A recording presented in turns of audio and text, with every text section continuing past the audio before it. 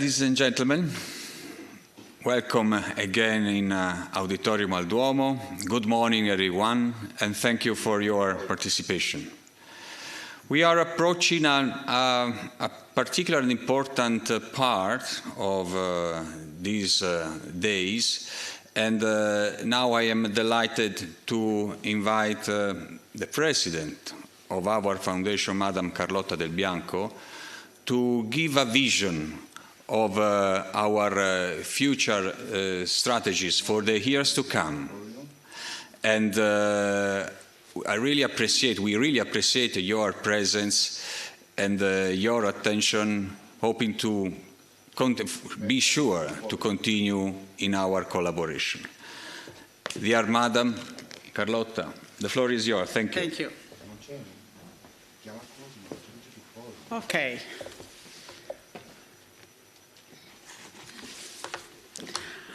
Buongiorno a tutti. Welcome. Puoi fare andare le slide, il puntatore mi manca?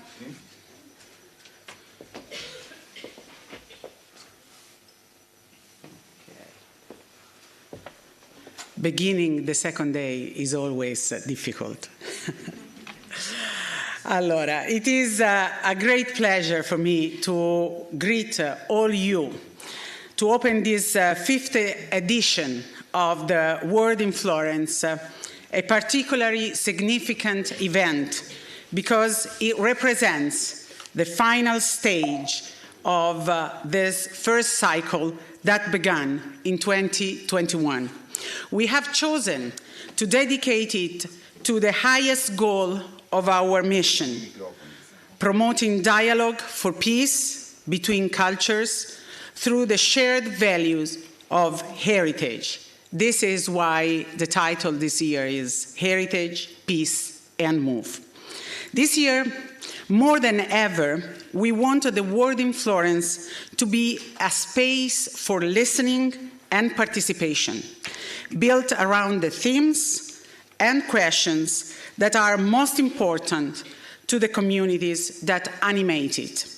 We want to strengthen the role of the learning communities as true center of awareness, places where people can exchange ideas, propose initiatives based on dialogue, and contribute to the daily construction of a culture of peace.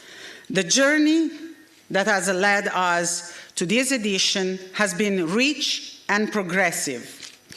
The previous edition, we had masks, we still wear in the COVID, and we laid the foundation of the dialogue through this World in Florence on the role of the heritage as a tool for peace and social cohesion.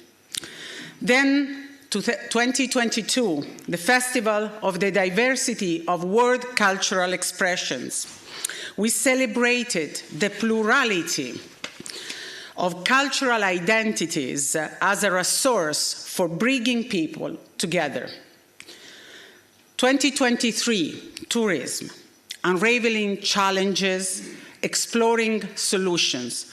We addressed the transformations of territories, visitors, and cultures in the contemporary world.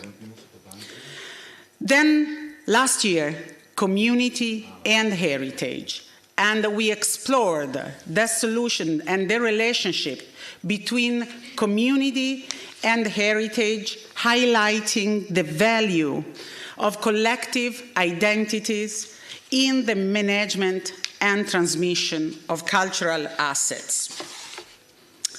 And today, heritage, peace, and move. And we actually start a pilot Officina, a pilot international Officina. So today, with this fifth edition dedicated to heritage, peace, and move, a new chapter begins. The 2025 edition represents the moment when the theoretical, relational, and research work of the previous edition finds its first concrete application, an international workshop, but we like to call it Officina, on good practices, experiences in dialogue and for dialogue in World Heritage Sites. Thanks to the Foundation's practical experience, which has been collected and systematically classified, and the launch of this pilot Officina, we are entering a phase that aims at systematizing meetings, sharings, and the dissemination of experience with a view to mutual growth.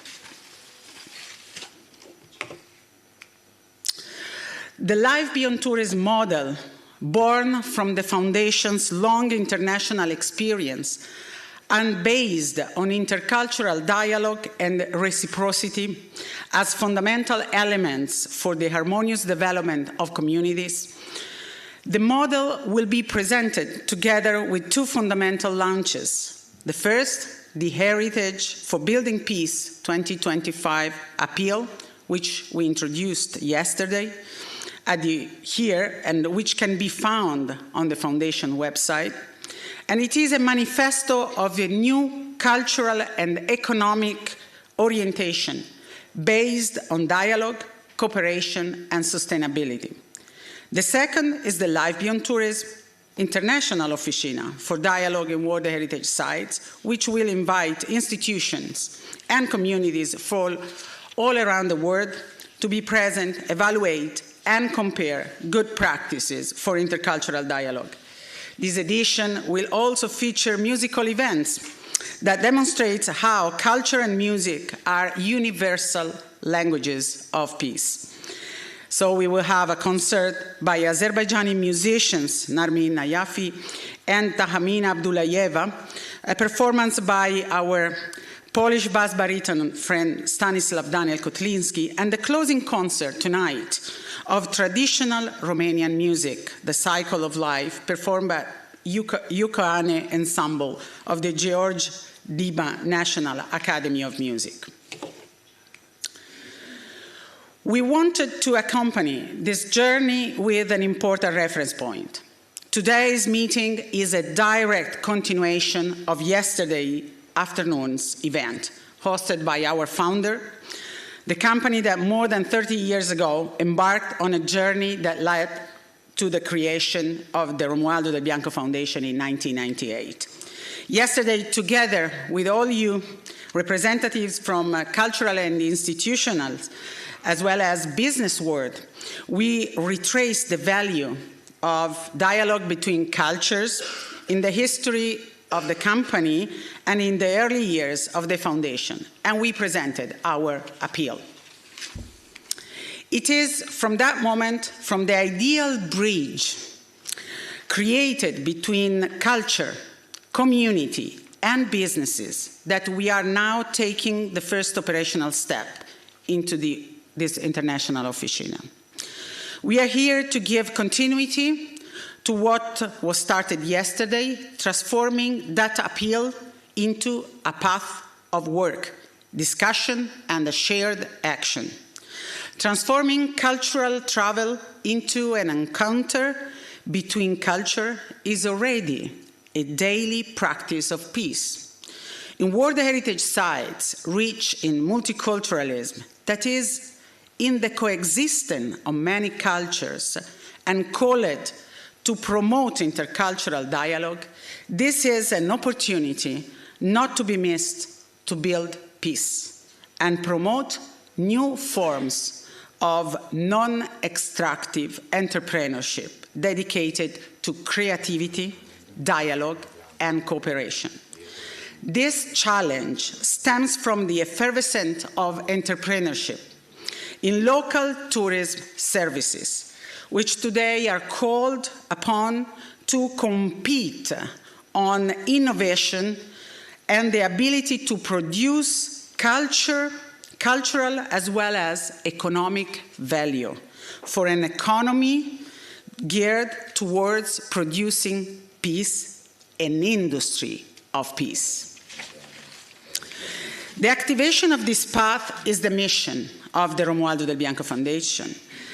And our two venues, the Auditorium al Duomo and Palazzo Coppini, are symbolic venues for dialogue between hospitality, culture, and business, as well as home to our Museum of the Sacredness of Expressions of Gratitude.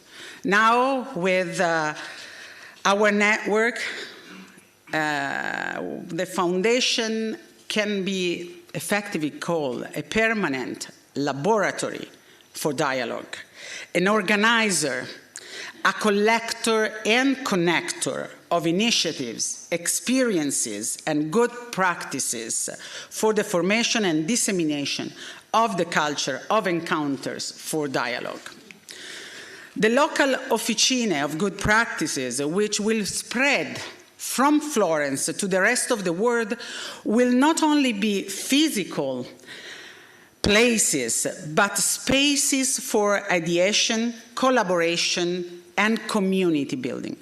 Tools for putting the culture of encounters into practice, adopting and adapting it to different contexts, and transforming it into economic, social, and cultural value.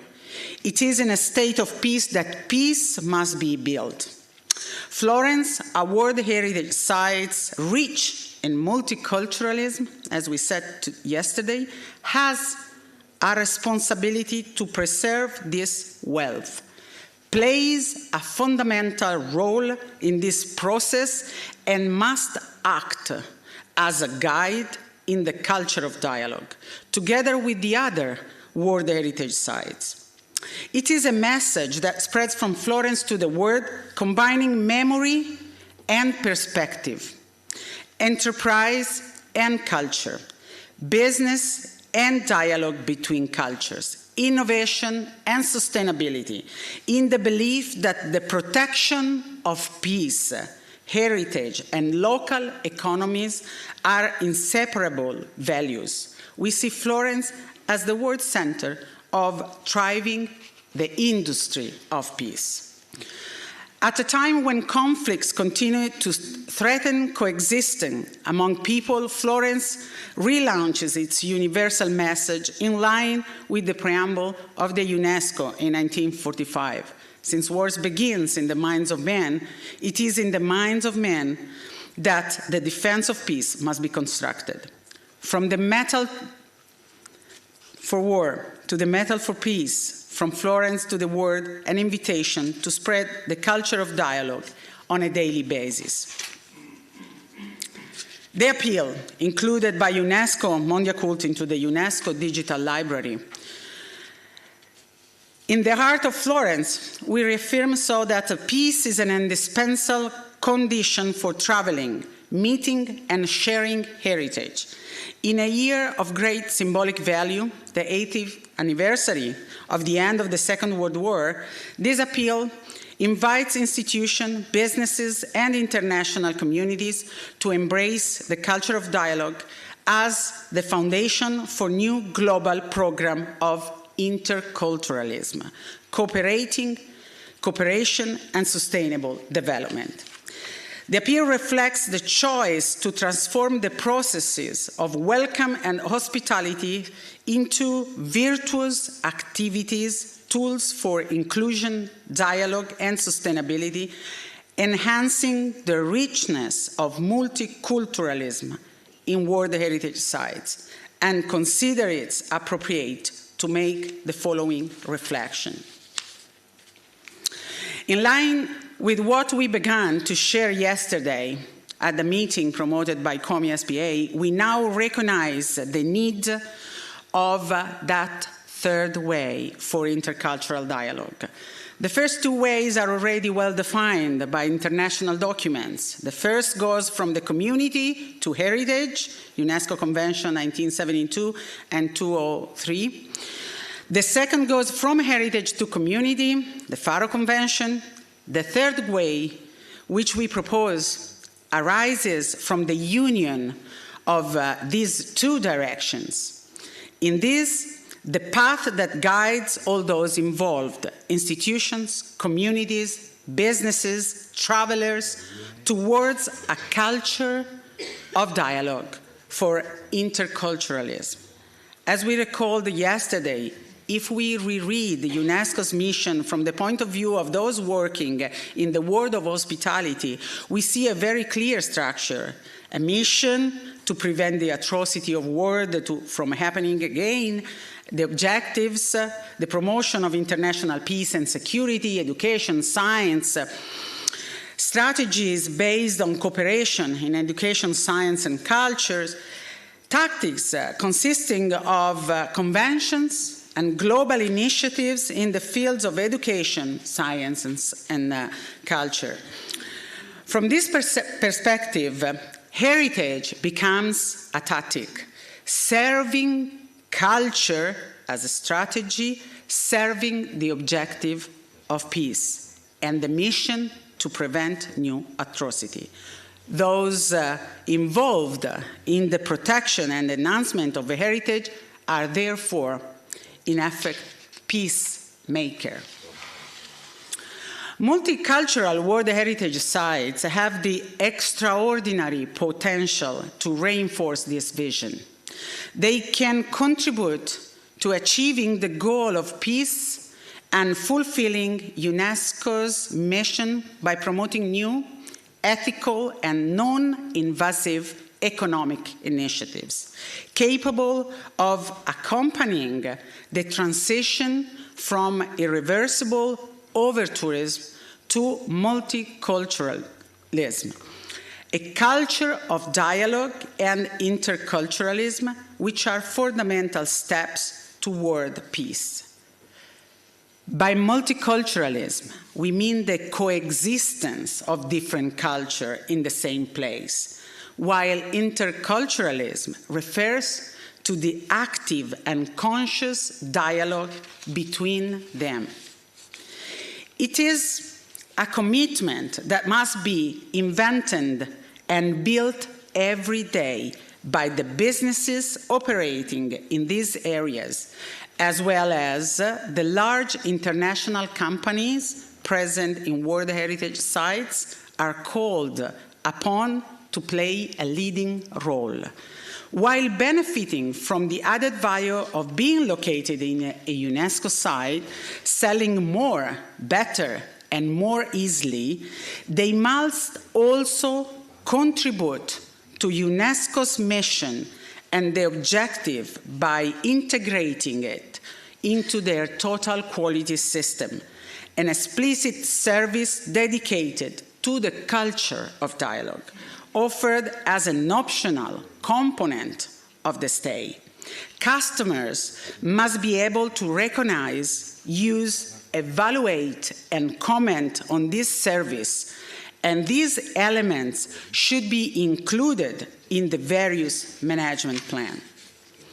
The quantity, quality, and content of their responses will measure then the company's real commitment to the global community living in peaceful coexistence, the ability to generate interest in the culture of dialogue, and the pleasure of working alongside UNESCO in its mission and objectives. All this can generate curiosity in the tourist market and activate virtuous competition in the world of services, hospitality, and accommodation in hotels and conference centers.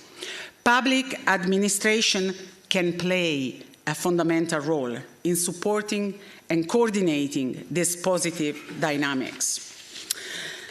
The Romualdo del Bianco Foundation, in line with the appeal, offers its 35 years of experience, having started as a study center first and become a foundation in 1998. For decades, we have promoted initiatives to enhance dialogue between cultures and build international networks. And we have now summarized all this in an initial mapping of good practice developed using a dedicated grid. Today, after me, Corinna del Bianco will present 3 emblematic cases, examples, Be Part of History, Viva Firenze, and Vo per Botteghe. But we realized how important what we were doing was. More than ever now, recollecting all these examples and mapping all them, giving a real impact, giving a measure a real impact. While, of course, while we were doing them, we felt it was a good thing because of all the big and enlarging network of experts, professors, students, and the feedback generally received by the institution worldwide. The future of the foundation.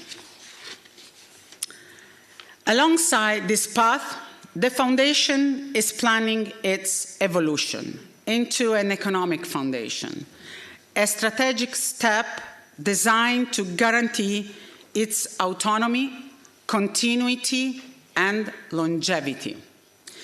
This transformation will make it possible to enhance the wealth of relationship in a structured way, open up to new forms of collaboration with institutions, businesses, and academies, and involve even more directly the international experts who have contributed to the development of the life beyond tourism model. The goal is to create a structure capable of self-financing and sustaining international programs dedicated to dialogue between cultures over time, making the Officina, the model, and the appeal permanent tools.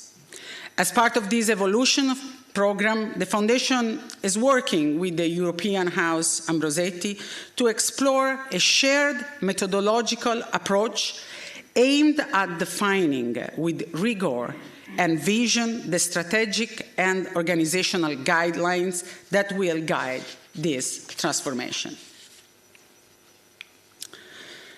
The model, a practical tool for creating the culture of dialogue in World Heritage Sites. It starts from a fundamental premise. So the World Heritage Site thrives thanks to peace. Its ability to welcome, grow, and prosper depends on people being able to meet and to visit and to travel. The model invites territories to rediscover activities and content capable of attracting travelers motivated to learn about other cultures. It contributes to UNESCO mission, as we said, to prevent atrocity from happening again and to build peace on a planet that is now home to more than 8 billion people. The model wishes to see the transformation of World Heritage Sites into these true industrial centers of peace. Just as there is an industry of war, there can and must be an industry of peace based on dialogue and cultural storytelling. The aim is to transform sites not only into places to be protected, but also into active laboratories of intercultural dialogue, to value travelers as participants, to involve local communities before they disappear, and to diversify economies by reducing the dependence on mass tourism. So the model operates on 4 levels: the vision, multiculturalism as a resource. As practice, we have a glossary, a method, a certification based on total quality rules. The networks, the learning communities, and awareness centers that we see on the belt of our stupore artwork. And the synergy, local issues, projects, results, and shared experiences. Over the time, the model has developed these various tools that we see on the belt, so the learning communities, the awareness center, the temporary resident, the glossary, the method, certification, all those tools can support and contribute to the management plans, to the construction of resilient and collaborative territories. Our international Officina, though, is the tool for raising this awareness among the learning communities about the importance of verifying the model and activating it in local areas. The network of the Officina that will spread out and that will start from here and continue in your countries will make a network. And we know that being a network, we are stronger and we are more open-minded. And Florence will be and remain a hub.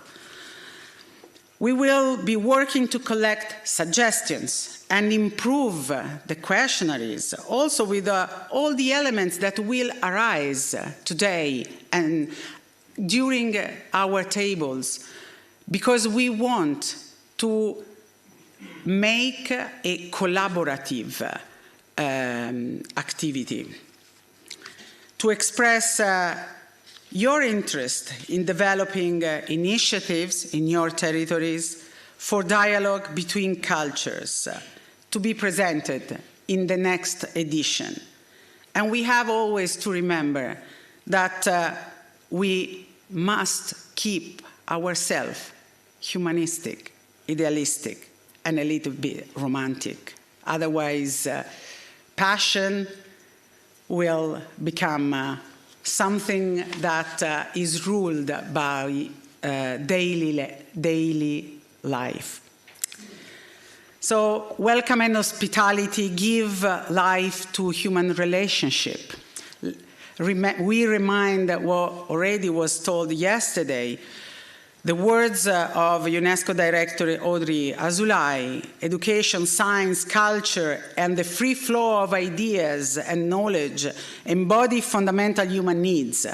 They also form the foundation of lasting peace. More than 75 years after its creation, UNESCO reaffirms the importance of its humanist vision to ensure respect for human dignity. Our world needs education, science, culture, and information. Our world needs humanity. And just a few days ago, during a UNESCO General Conference in Samarkand, an iconic World Heritage Site in Uzbekistan, the member state elected Dr. Khaled Al-Inani, former Minister of Antiquities and Tourism of Egypt, as new Director General of UNESCO. In its inaugural address, he reminded us that faced with global crises, UNESCO must be the house of dialogue, the place where diagnoses are shared, where cross-cutting projects are built, where consensus is constructed, where a shared universality becomes possible. These words are perfectly in line with the vision and the motto that guide the Romualdo del Bianco Life Beyond Tourism Foundation. And I remind that the foundation is not Paolo Del Bianco, is not Carlotta Del Bianco, is not Simone Giometti. The foundation is the network of relationship we have built together. The foundation is and lives thanks to you being here also this year. We would like to thank Munir Bushnaki, our honorary president, special advisor to the Director General of UNESCO, for sharing this quote and for supporting and lighting our work for many years, and since 2021 as our honorary president. Palazzo Coppini, which will in future host Our artwork, Stupore, within its collection, has become a monument to that idealism, humanism, and romanticism, and is dedicated to all those relationships developed over the years. And it is the house of the foundation. It means it is the house of all of us in our network. So,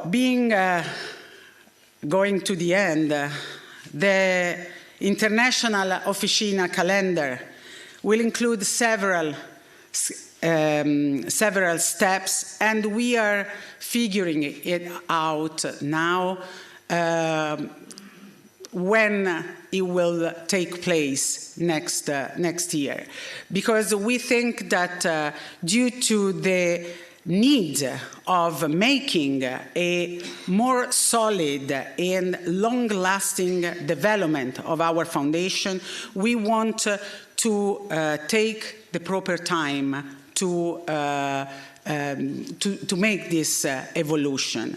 So probably our next meeting will be held at the beginning of 2027 to cope with a longer period of assessment, and also to face the needs of institutions such as universities and international organizations, because November has become very crowded, and we need to take a space that gives our international officina the properest way to flourish, allowing the largest numbers of you and of your institution to be present.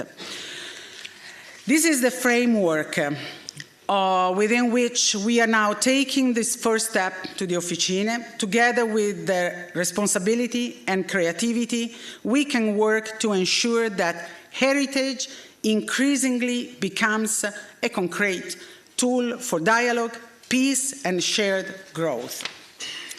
So, by the way, we will inform about the next edition just in a short time. You know, we are not as long as many bureaucracy and bureaucratical institutions need to be, but probably at the beginning of the year, January, we will go through the next call. So now, let's the dialogue begin. So I invite on the stage Corinna del Bianco, who will go deeper on the presentation of our experience, best practice, and introduce the work of our panels. Thank you.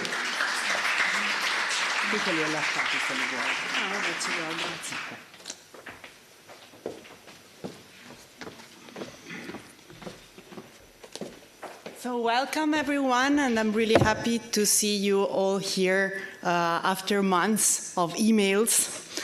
I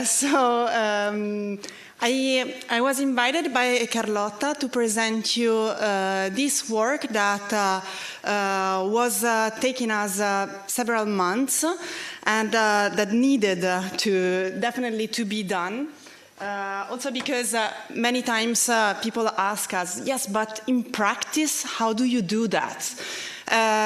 So this is the answer, and you will find it also on this booklet, is Live Beyond Tourism Best Practices for Dialogue Among Cultures with Heritage. And you will find it on the tables, and we will have some copies just for to get a look at them around the tables of today. That include 24 selected projects oriented towards intercultural dialogue through tourism that we developed in Florence, thanks to the hotel company Comi SPA, and imagined, conceived by the Romualdo del Bianco Foundation between 1989 and 2025. we tried to analyze all these projects through the life beyond tourism model that Carlotta was introducing earlier. And so the life beyond tourism model includes categories of analysis that allow the certification of several projects or activities. So these categories that I reported here are the enhancement of natural, cultural, tangible and intangible heritage for the culture of dialogue, the intercultural, interdisciplinary and international dialogue impact, the sustainable and inclusive tourism impact, education and training impact, awareness of local communities, and the sixth, the reuse of historic buildings in the cultural sector rather than touristic or commercial one. So these are the 24 practices that we selected. Of course, it was a choice because you can imagine that in more than 35 years we developed many, many more, also in the educational field. So there were really a number, but we had to start from somewhere. So we selected these 24. And among these, we decided with Carlotta to present you 3 of them. vivafirenze.it, a hotel booking platform for heritage that was also able to support, economically support, the General Assembly of ICOMOS when it was held in 2014 in Florence. The Vop per Botteghe, an activity for dialogue with artisan traditions, and Be Part of History with responsible hospitality for heritage restoration. The 3 of them are representing a diversity of experiences of actors involved, of type of dialogue created among the actors, and they are all they were all tested for several years here in Florence. So we start with vivafirenze.it.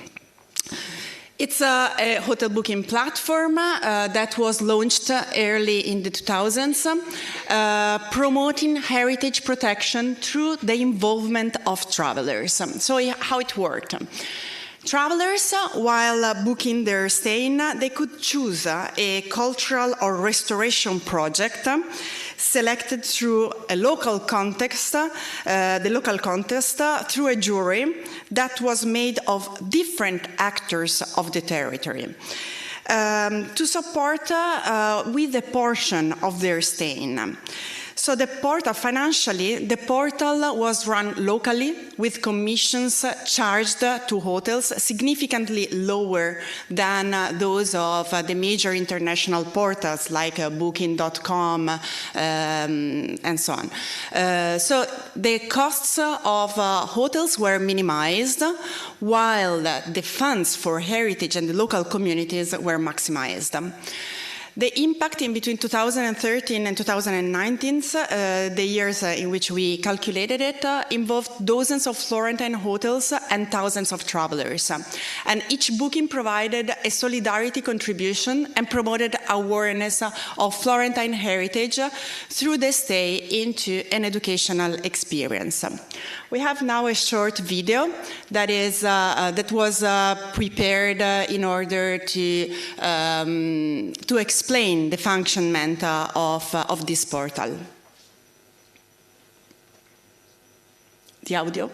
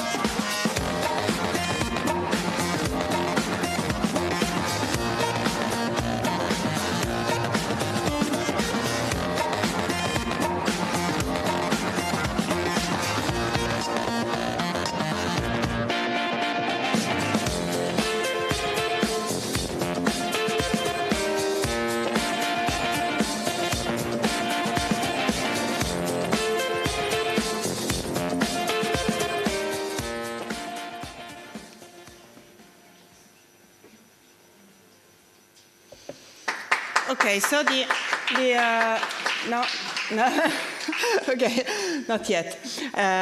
So the life beyond tourism model categories, if you can go back to the slides, thank you, that were analyzed, so in which this project was analyzed, highlighted, and this is a very short summary, because in the book you will find much more. They highlight in the 6 points that it was a project directly financed restoration, financing restoration, and giving a shifted perception of heritage to a common good to be preserved. In terms of intercultural, interdisciplinary, and intergenerational dialogue, it was fostering relationships between institutions, hotels, and international travelers, creating a cultural bridge. And in terms of sustainable and inclusive tourism, it was providing an ethical alternative to online tourism agencies by distributing value to local communities through transparent funding. According to education and training, it was empowering both travelers and tourism industry operators with knowledge of responsible hospitality and heritage protection. And in terms of awareness of local communities, it was strengthening ties between participating hotels and the local area, increasing public awareness of conservation.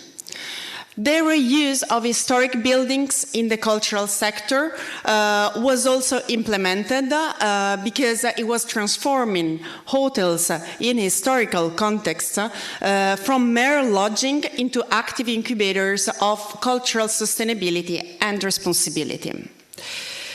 The second project I'm going to present you is the Whopper Botteghe. Whopper Botteghe is an Italian expression to say I'm going to visit craftsmanship workshops. So this initiative was launched for guests of the hotels of the company in 2016. The concept was connecting travelers and local communities through historic artisan workshops. The goal was to create an experiential tourism model that promoted intangible heritage and supported the local microeconomy. How it worked? So we developed themed itineraries for visitors to meet artisans like goldsmiths, restorers, and so on, directly in their workspaces. We also provided a certification like this one here, with the passport of the Whopper Botteghe, as a tangible record of the journey of the dialogue established. So it had really an impact, both from 2 points of view.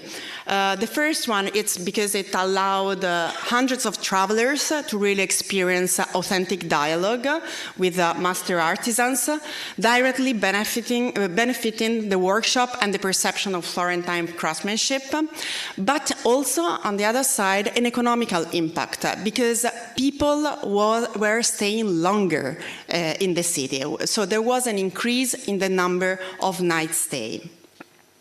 And there's a short video that we created for travelers this time to invite them to take part to the initiative.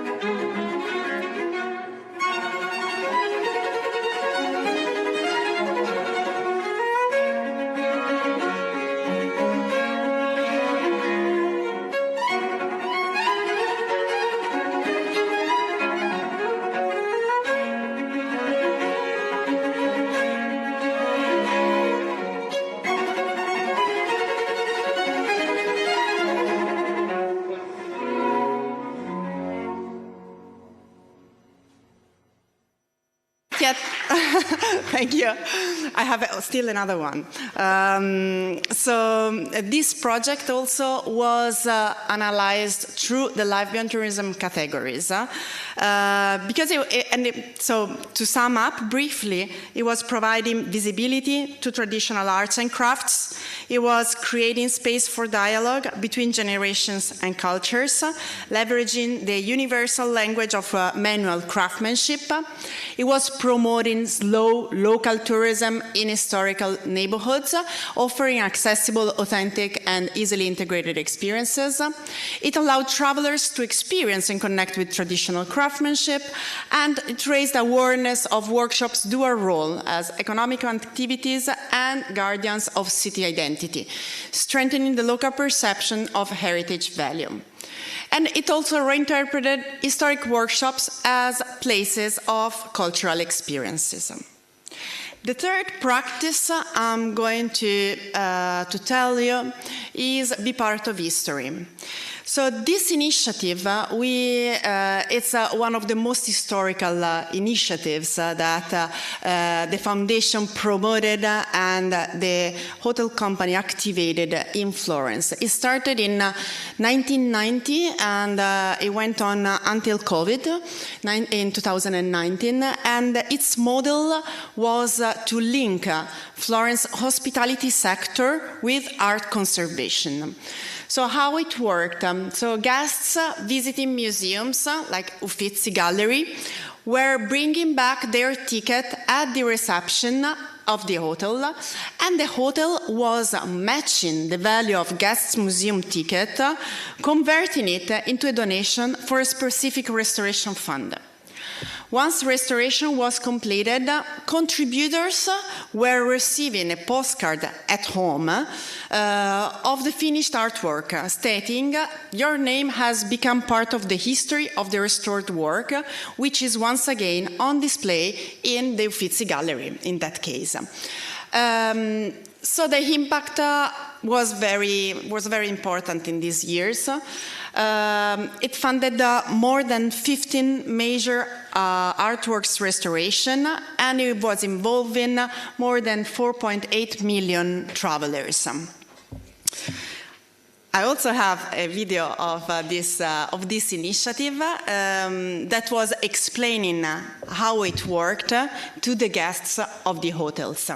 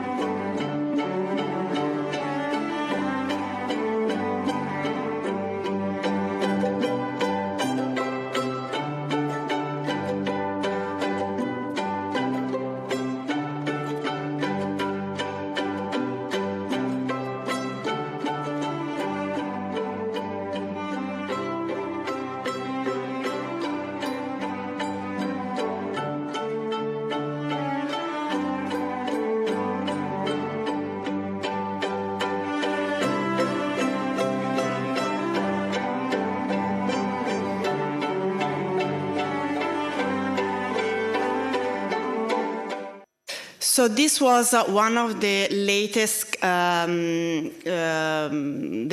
activities that we did with the Wopper Botteghe, with the B part of history.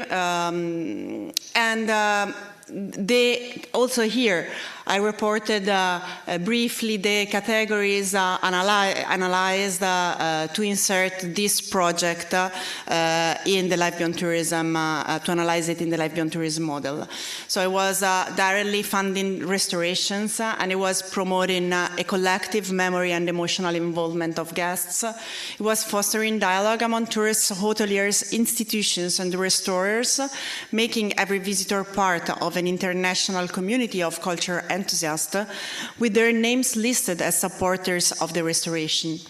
And it was transforming the stay into an act of cultural participation, generating shared value at no extra cost to traveler.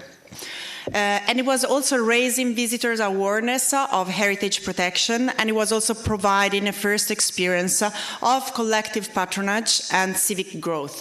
And it was also generating concrete benefits for the city by restoring symbolic works, strengthening civic pride and sense of belonging. And it was also transforming accommodation structures into cultural actors, turning the reception areas into kind of gateways to the awareness and shared responsibility. So also in order to let you understand a little bit more how we applied the methodology, per each life beyond tourism model category, each project was analyzed in these other subcategories, subparameters that you might find known because we use them also in the questionnaire that we were asking you to fill out with your own practice. And here we arrived to the pilot international Officina that is starting this morning and will go on also this afternoon, that actually started a few months ago. Because we started involving you in a different way from what we were using to, with a simple call for abstract answer and then organizing scientific panels. So the Officina, as Carlotta was also mentioning, is conceived as a unique strategic focus point and laboratory of ideas and exchange of experiences, where to collect through the life beyond tourism model experiences from all over the world. So the aim is systematically map international best practices, foster genuine dialogue between diverse experiences and backgrounds, effectively link the real-world expertise, so the world of practice, and the theoretical knowledge, the world of academia and research, and match the specific needs of local communities with the appropriate skills and competencies available globally. Because sometimes there are territories that do not have competencies or an abundance of competencies in other territories, so we want to match them. So what's your contribution? A lot you have already done, because from the questionnaire that you answered to, the online questionnaire, we created this booklet that you will also find on the discussion tables this afternoon, but also this morning here, and it's also available online. That is kind of starting this mapping and systematically organization of practices. So in this booklet, you will find the answers to the question that you gave to the questionnaire. So the process that we applied this year is a pilot process. So we made a call, we published a call, and the scientific committee that is here, Giorgio von Arx and Duccio Canestrini, that I thank a lot, were creating this call. Abstract arrived, we collected them, we selected them, we organized them into discussion tables by topics, And then we created a practical online questionnaire, thanks also to the support, the scientific support of Mark Lennon and Maria Teresa Iaquinta, that I thank a lot. And the questionnaire to which you gave the answers was then analyzed and edited. And we collected all of them into this little booklet that is still a draft. We now have the moment of discussion table. We have the moment to dialogue, to discuss, to understand experiences. That's why presentations were not needed, because you already gave us answers in a very horizontal way, because each one answered to the same questions. So we can really confront the different experiences. And then we are going to organize all your practices into the Life Beyond Tourism model categories. We started doing it. We tried to imagine it. So you will find that in each of your contribution, there will be some icons referring to specific categories. You might want to change. It's absolutely possible. It's just a suggestion that we gave. And what we are asking you at the end of each table is how would you change this process? Do you have any specific recommendation, any idea to ameliorate it, as this is the pilot one, and next year we are going to make a new version, a new improved version. As I was mentioning, the idea is to publish this report online. There are few copies printed, but as it is a draft, we didn't provide each one a copy. You can find it also in the QR code. And if you want to make some changes to your contributions, you can do it during these days here, sending an email to this email, studio@corinnadelbianco.com, and there's a person that is Marta Marini, that you see here, that is dedicated to collecting your wills to improve, change, ameliorate about your contribution. So we really look forward for your suggestions, proposals, and contributions in these two intense days of discussion. And we are going now to have a moment of dialogue through music, the universal language, that will open up our tables discussions. The first table will be, as you saw from the program, a plenary table. So you will have, we will be all here, all together. Then we will split in Palazzo Coppini in 2 rooms, and we will have 2 sets of 2 parallel tables.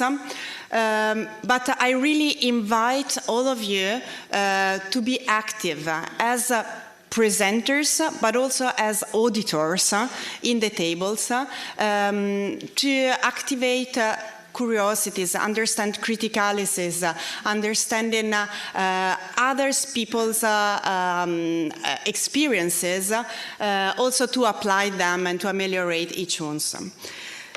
So thank you very much. And if there are questions, we have some time, I think, yes, probably a few minutes still to answer to some questions just before going on.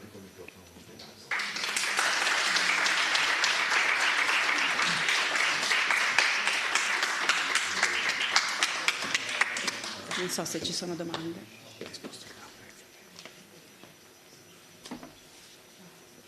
Okay. Anyone? Okay, we will have the whole day into the tables to discuss more.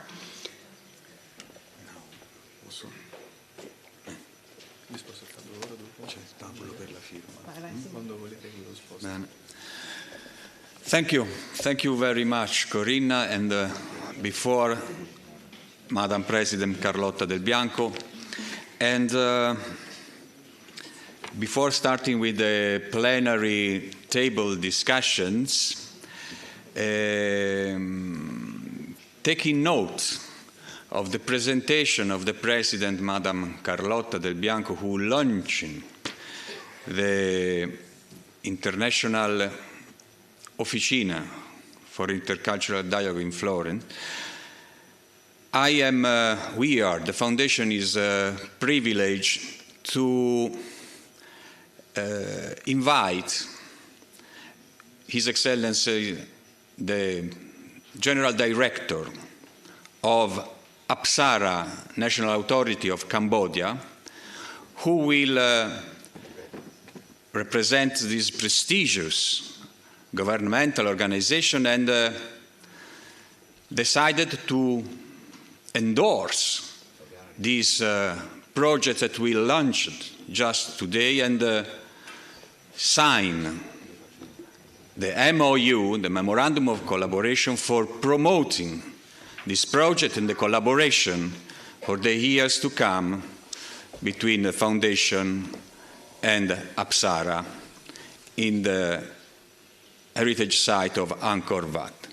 So, few minutes for preparing this important moment for us, and then I will call Madam Carlotta and His Excellency Dr. Hang Peo for celebrating this first important step in our collaboration and for our future. So we are very glad that APSARA endorsed the Foundation's Life Beyond Tourism movement and the project of the International Officina for Intercultural Dialogue. So now we can start with the signature of the MOU.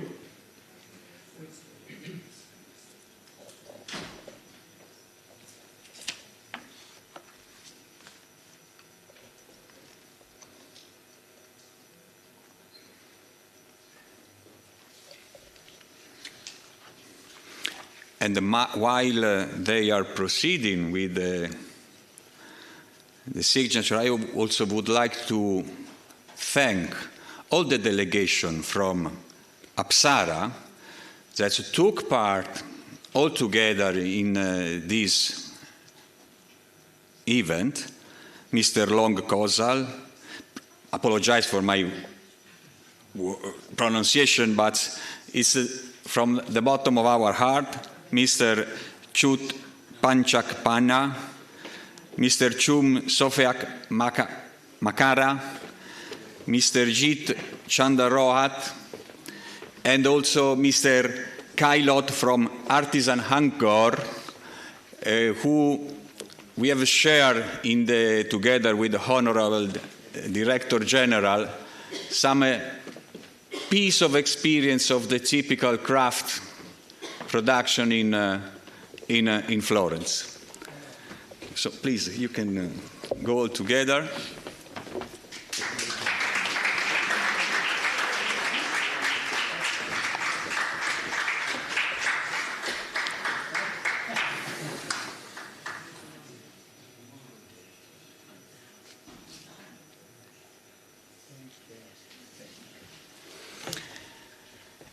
And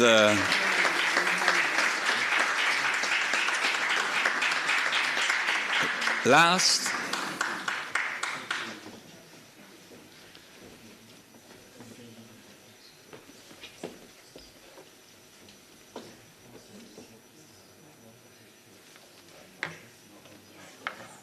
all the heritage.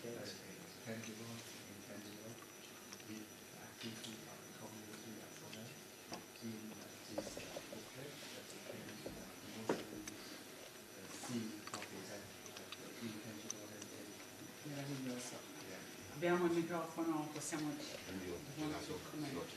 Ok, facciamo un'altra foto. Carlo.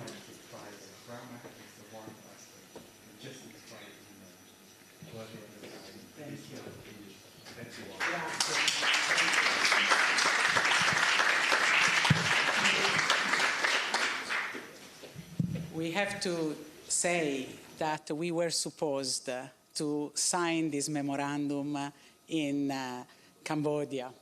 And unfortunately, due to international situation, Simone and I had to renounce after 24 hours in the airport to fly. But we are very, very thankful for you, for your coming together with such a representative delegation, because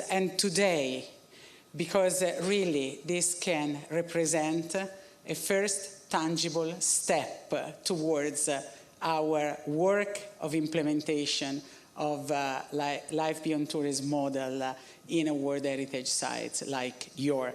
And you have so much built heritage and intangible heritage that has to be protected, shared, and that can be a very powerful tool to foster intercultural dialogue and creativity in business industry. So thank you very much, Director. Thank you. And I would like to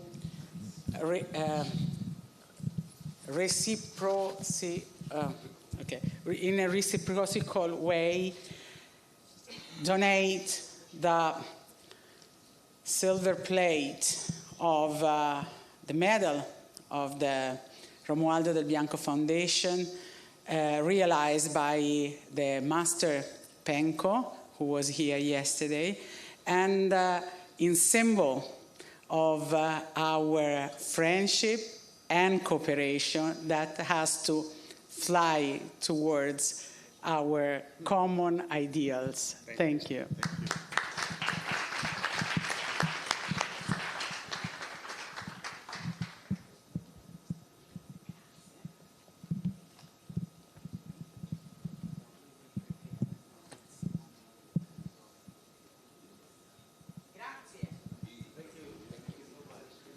Thank you very much. Thank you. Thank you.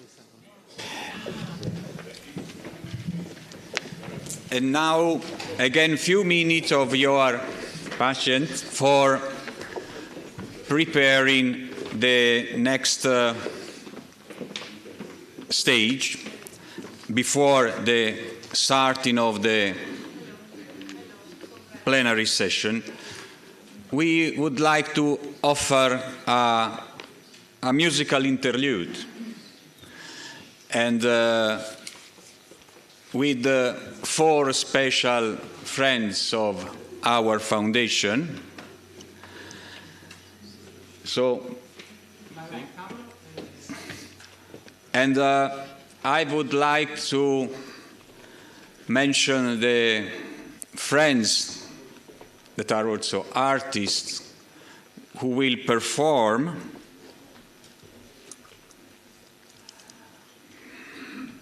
That is in the booklet that you have in your hand. You will appreciate the important experience and curriculum of each of them, who all have a common point. We met them since the beginning, since they were at the starting of their professional and artistic career, and there are Miss Narmine Najafli from Azerbaijan, and then who will exhibit, we will perform music from Adil Babirov and Frederick Chopin, and then will be Tahmina Abdullayeva and Mushfig Guliyev from Azerbaijan, who will perform music by Azerbaijan composers Niazi Fiket Amirov and Gaya Garayev. And at the conclusion, Stanisław Daniel Kotliński from Poland will exhibit some pieces of the Italian composer Francesco Paolo Tosti, accompanied by the pianist Narmine Najafli. So, I would like, again, in the booklet, you will have the possibility of read their curriculum and appreciate the maestry, the artistic experience of those friends of our foundation. And when everything is ready, I would like to call Narmine Najafli.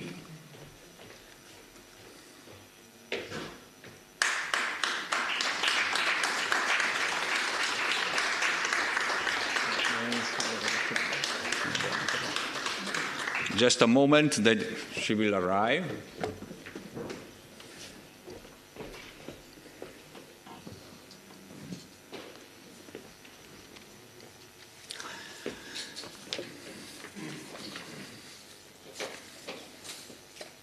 Narmine Najafli was born in 1996.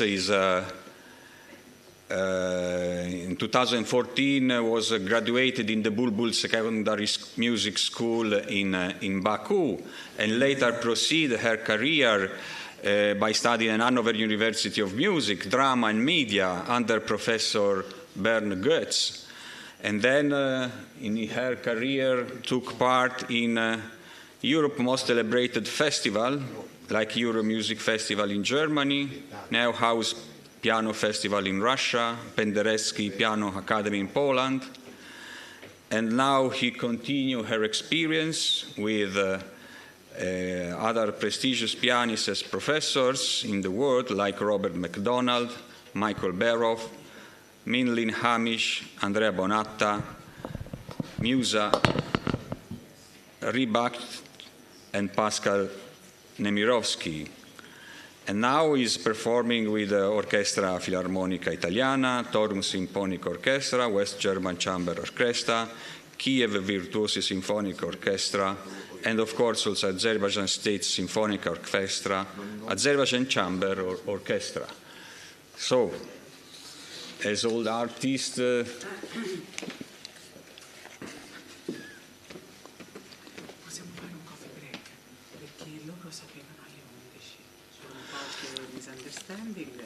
okay, so artists are unpredictable, as sometimes happen. And we have a short break, and we start at 11 with this music performance.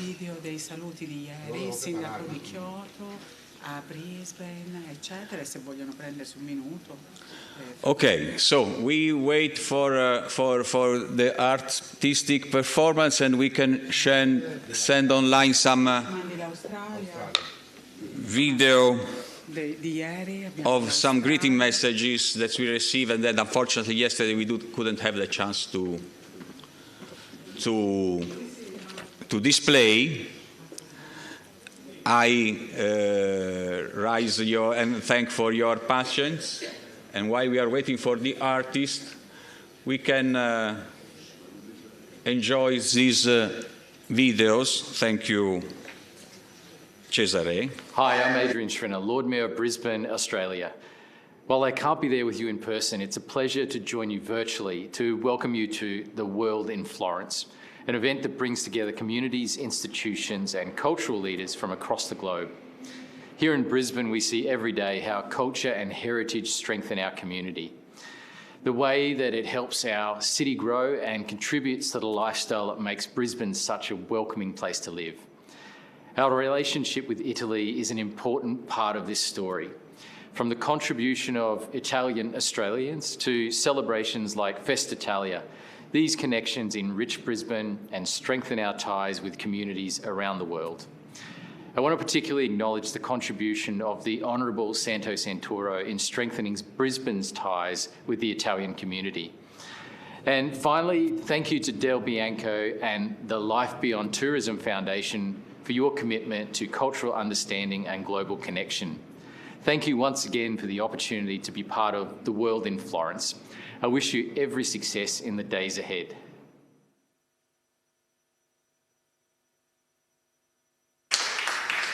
So, at last, they say that Narmine has arrived. Narmine, thank you very much.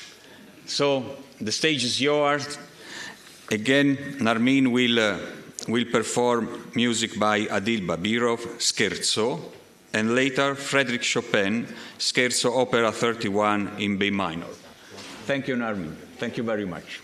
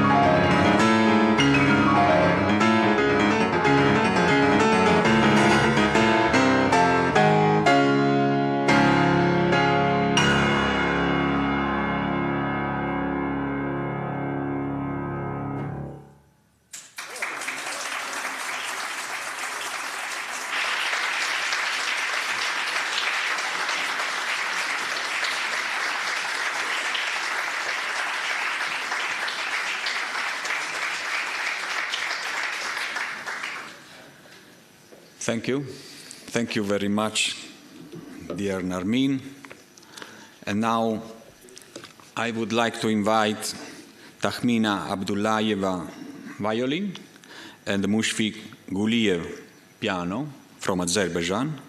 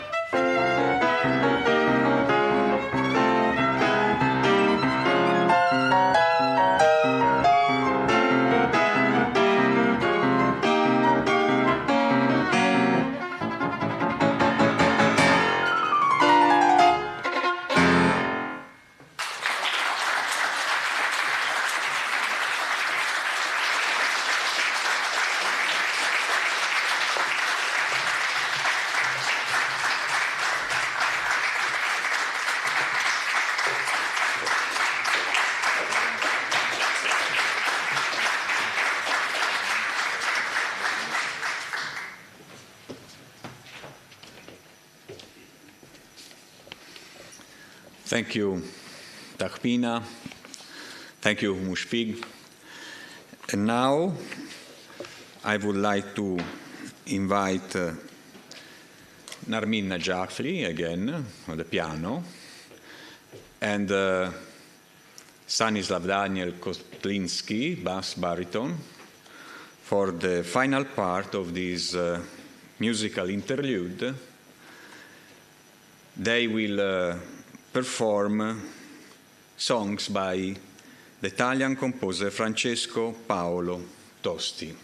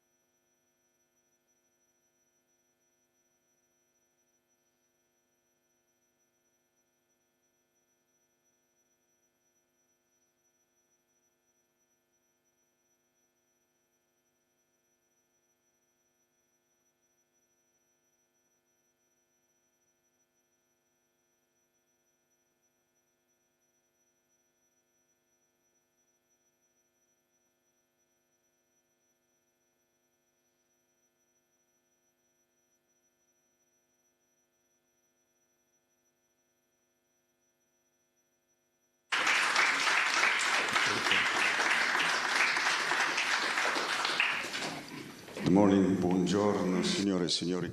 Good morning, ladies and gentlemen.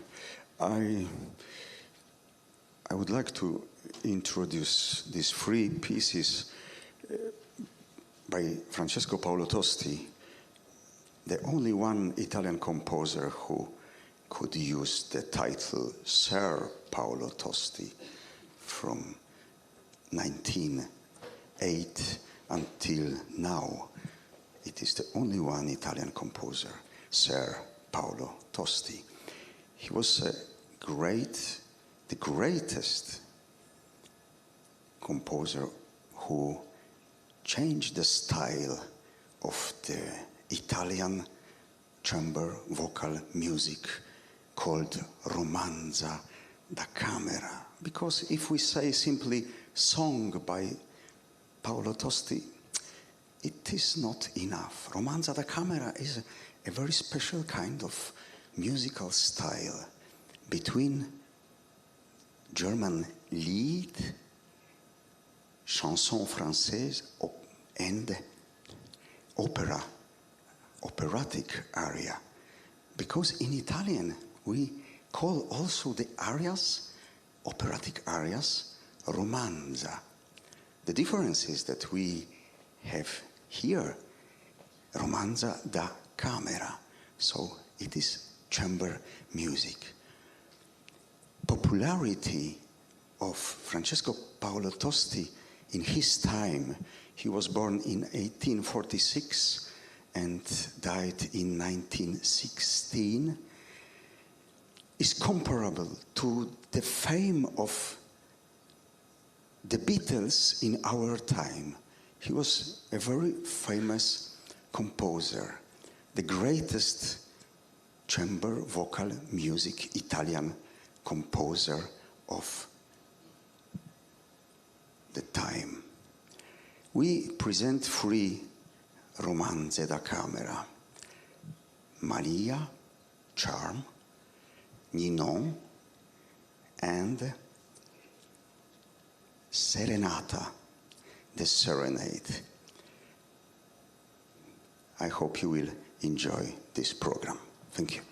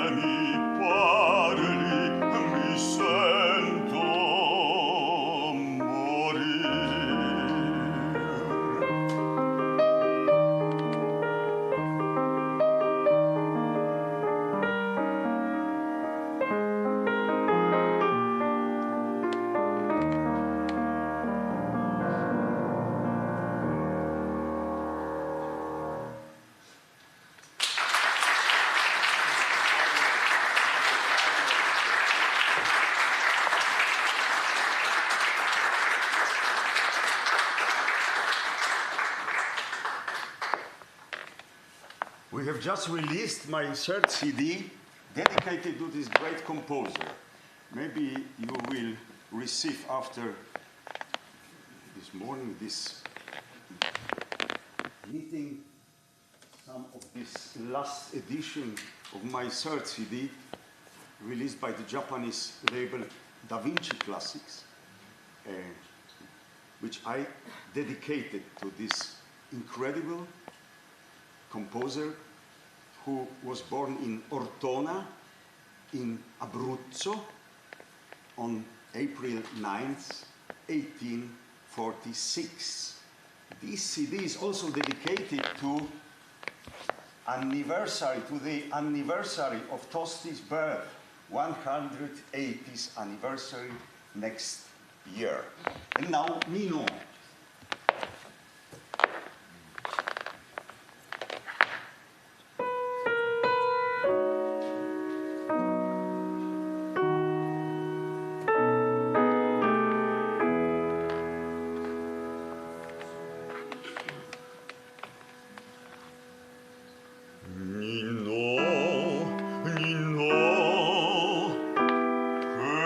Petite est la vie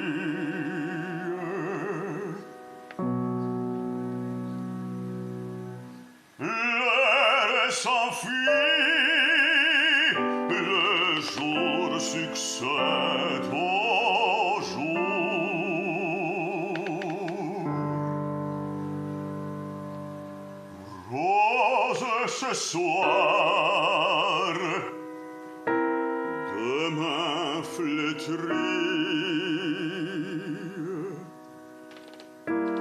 comment vis-tu, toi qui n'as pas d'amour?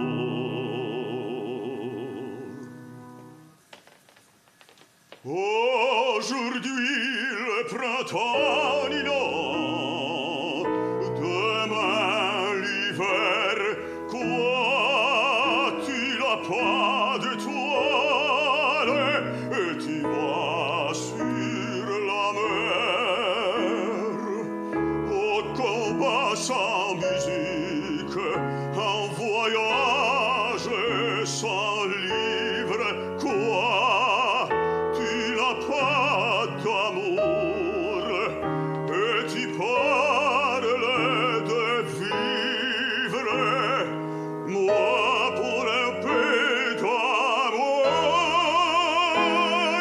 je donnerai mes jours, et je le donnerai pour rien, sans les amours,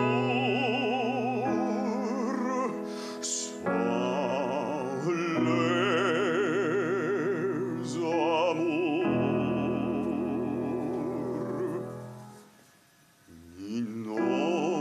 Nino, que fais-tu de la vie?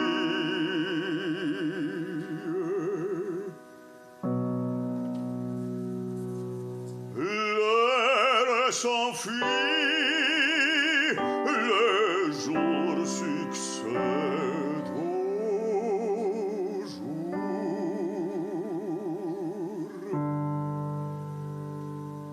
Rose ce soir, demain flétrie, comment vis-tu, toi qui n'as pas d'amour?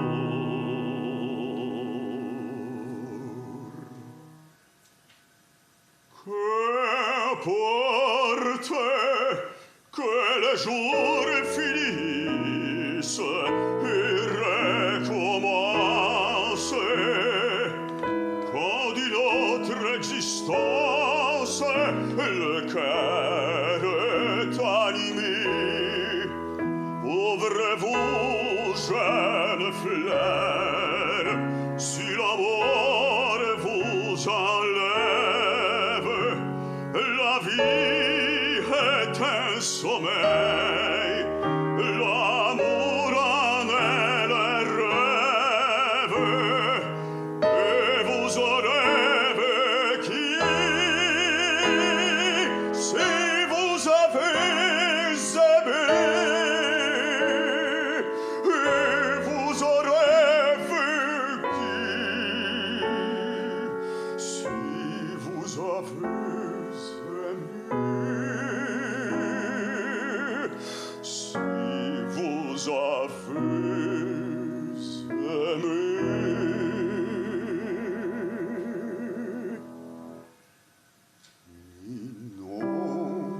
Nino, que fais-tu de la vie?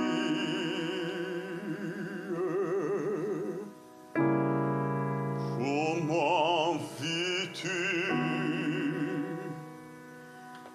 toi qui n'as pas d'amour?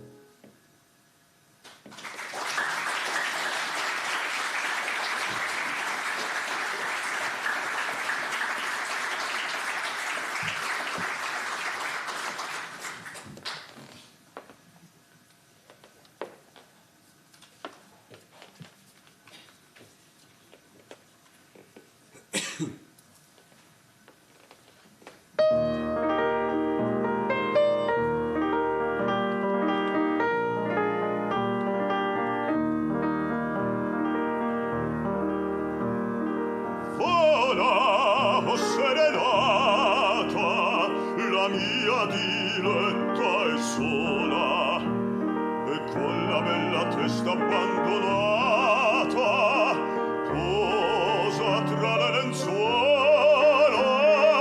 Oh, serenata vola, oh, serenata vola, splende pura la luna, là nel silenzio spende, e dietro i veli dell'alcova bruna la lampada s'accende. Pura la luna splende, pura la luna splende, vola serenata,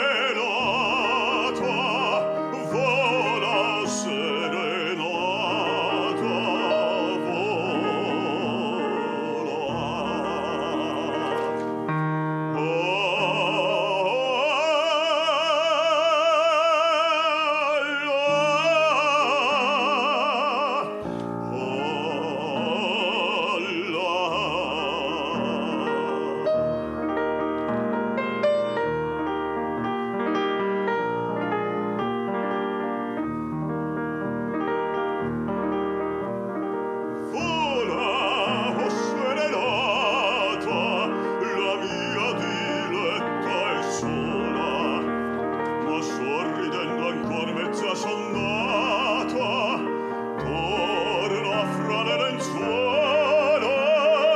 Oh, serenata vola, oh, serenata vola, l'onda sogna sul lido e il vento sull'affronta, e ai baci miei ricusa ancora un nido la mia signora bionda.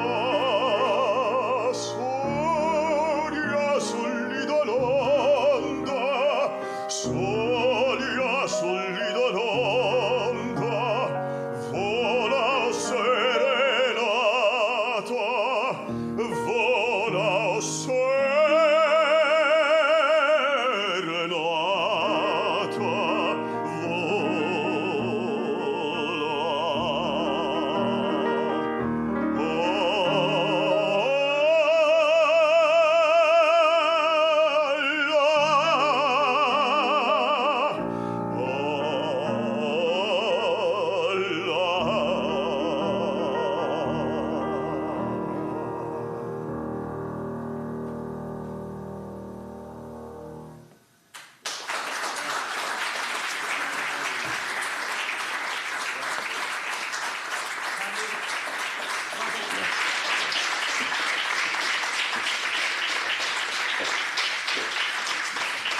Thank you.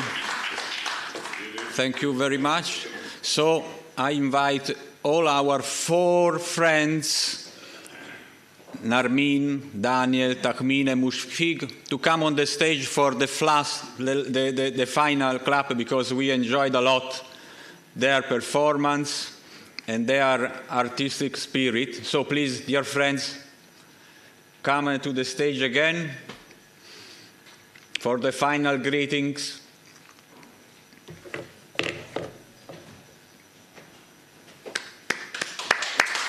Narmine, Tahmina, Mushfig, and Daniel. Daniel.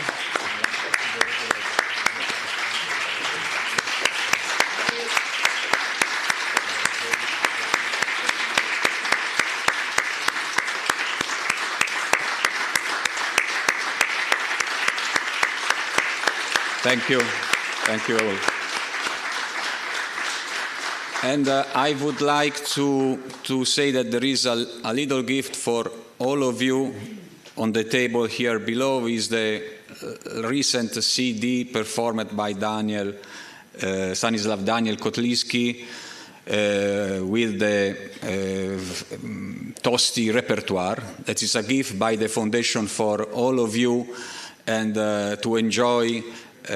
And when you will be home and maybe listen again this music, you will remind all our 4 friends and their performance today. Thank you very much. Thank you.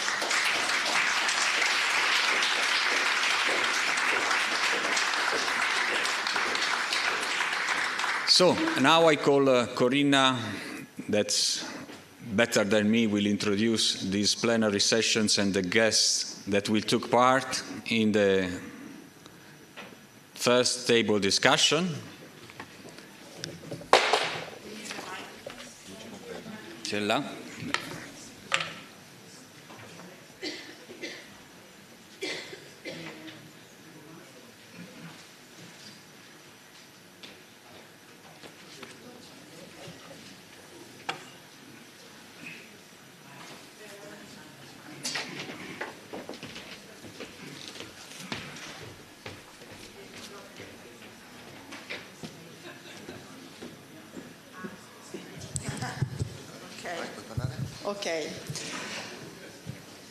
Okay, thank you very much. And I call now the scientific committee, Duccio Canestrini and Giorgio Von Arx. And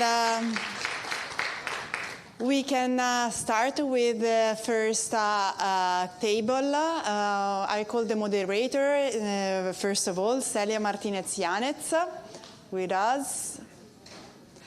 And the other participants, Fergus McLaren from ICOMOS International Scientific Committee on Cultural Tourism, coming from Canada, with his contribution diversifying history, community and culture, Kenya's Trans-Rift Trail tourism model. Then Kaulu Daluli from Sharia Archaeological Authority, United Arab Emirates, with the contribution Faya, Heritage as a Bridge of Human Connection, if you want. Then the Water Eco Museum of Duretsba, Cultural and Water Heritage for the Resilience of a Moroccan Oasis, by Vladimiro Boselli, WAMU Net Italy. Then I call also Henk van Schaik from ICOMOS International Scientific Committee on Water and Heritage, coming from Netherlands, with his contribution talking about peace, water diplomacy, resolves conflicts since 2500 before Christ. Then Greg Bakunzi from the Red Rocks Initiatives for Sustainable Development in Rwanda, with the living heart of Nkotsi, a story of heritage and peace. Then Jurn Boisman from the Stichi Museum Gilmich from the Netherlands, with his contribution Heritage and Peace, the Music of Interpretation, Seleton qui fait la musique. Then Gabor Besteretsky from the United Nations, United States, Global Review of Borders that should connect instead of divide. Please.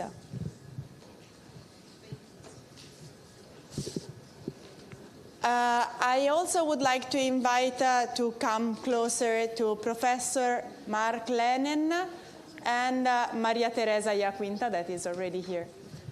Jurn, please, if you want to sit also on the other side, we will also stay. It's a big table.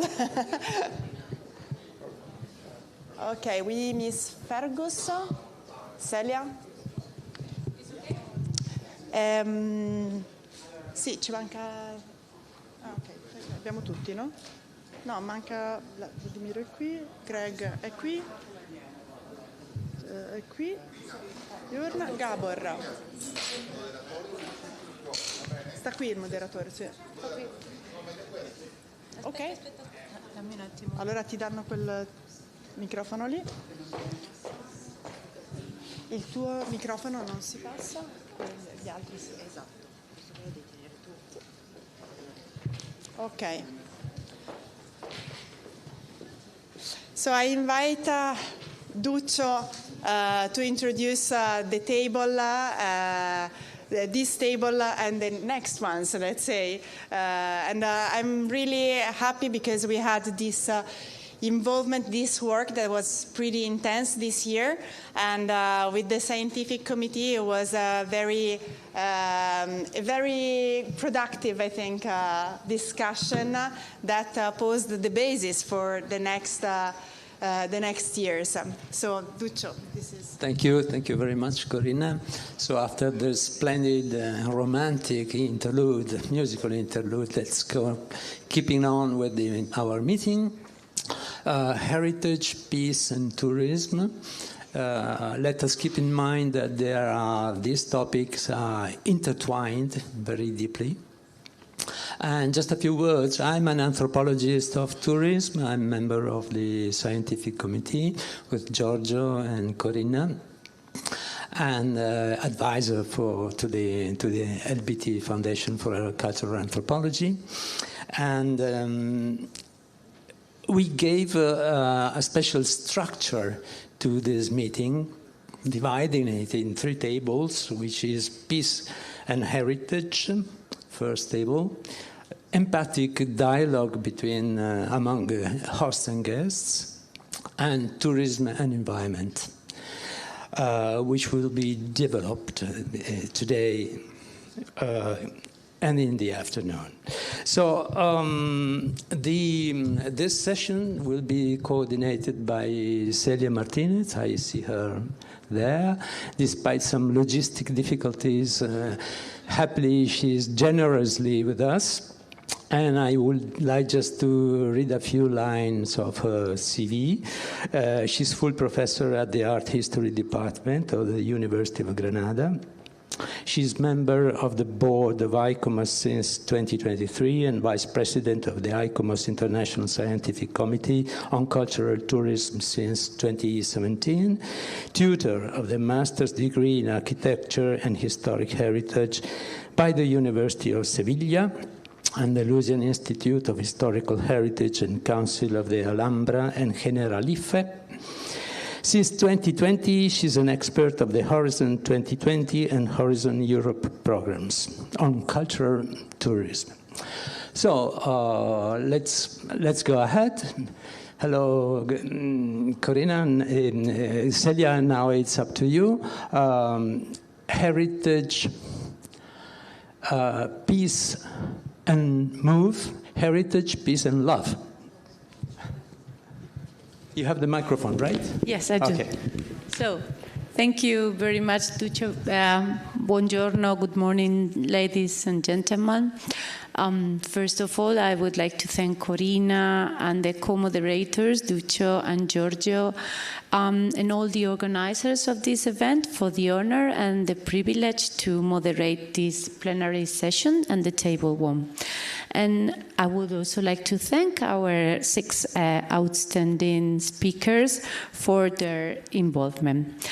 I have dealt with the entangled and usually very tricky relationship between people well-being, heritage, and tourism since I did my thesis in 2006.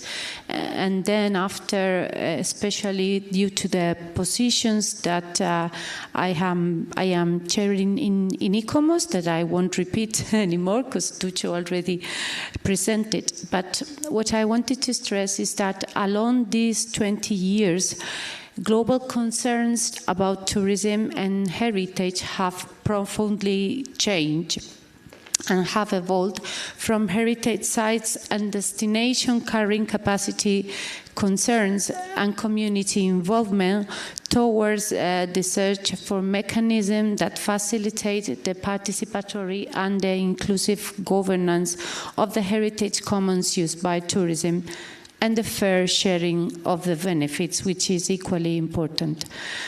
And these needs are very important, but today the truth is that this search for this fair tourism needs to go even far beyond, because we cannot dream to pursue these goals of equity and well-being without strongly advocating for true previous conditions.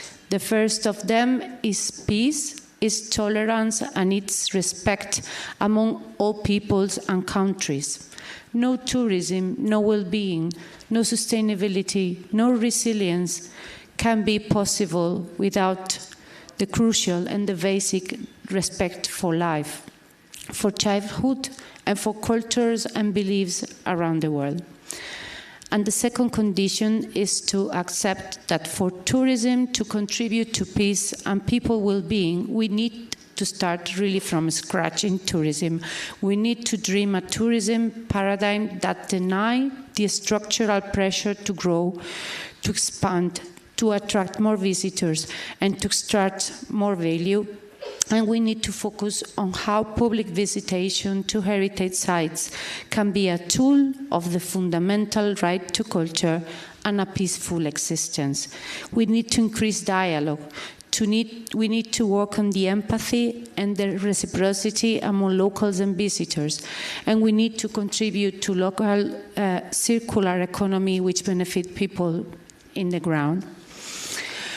So these are huge challenges, I'm afraid, and so I'm also very grateful to have the opportunity to discuss about these goals and dreams within this table round, and I hope that this debate can give food for thinking for Romualdo and Bianco and Life Beyond Tourism future strategies in this regard.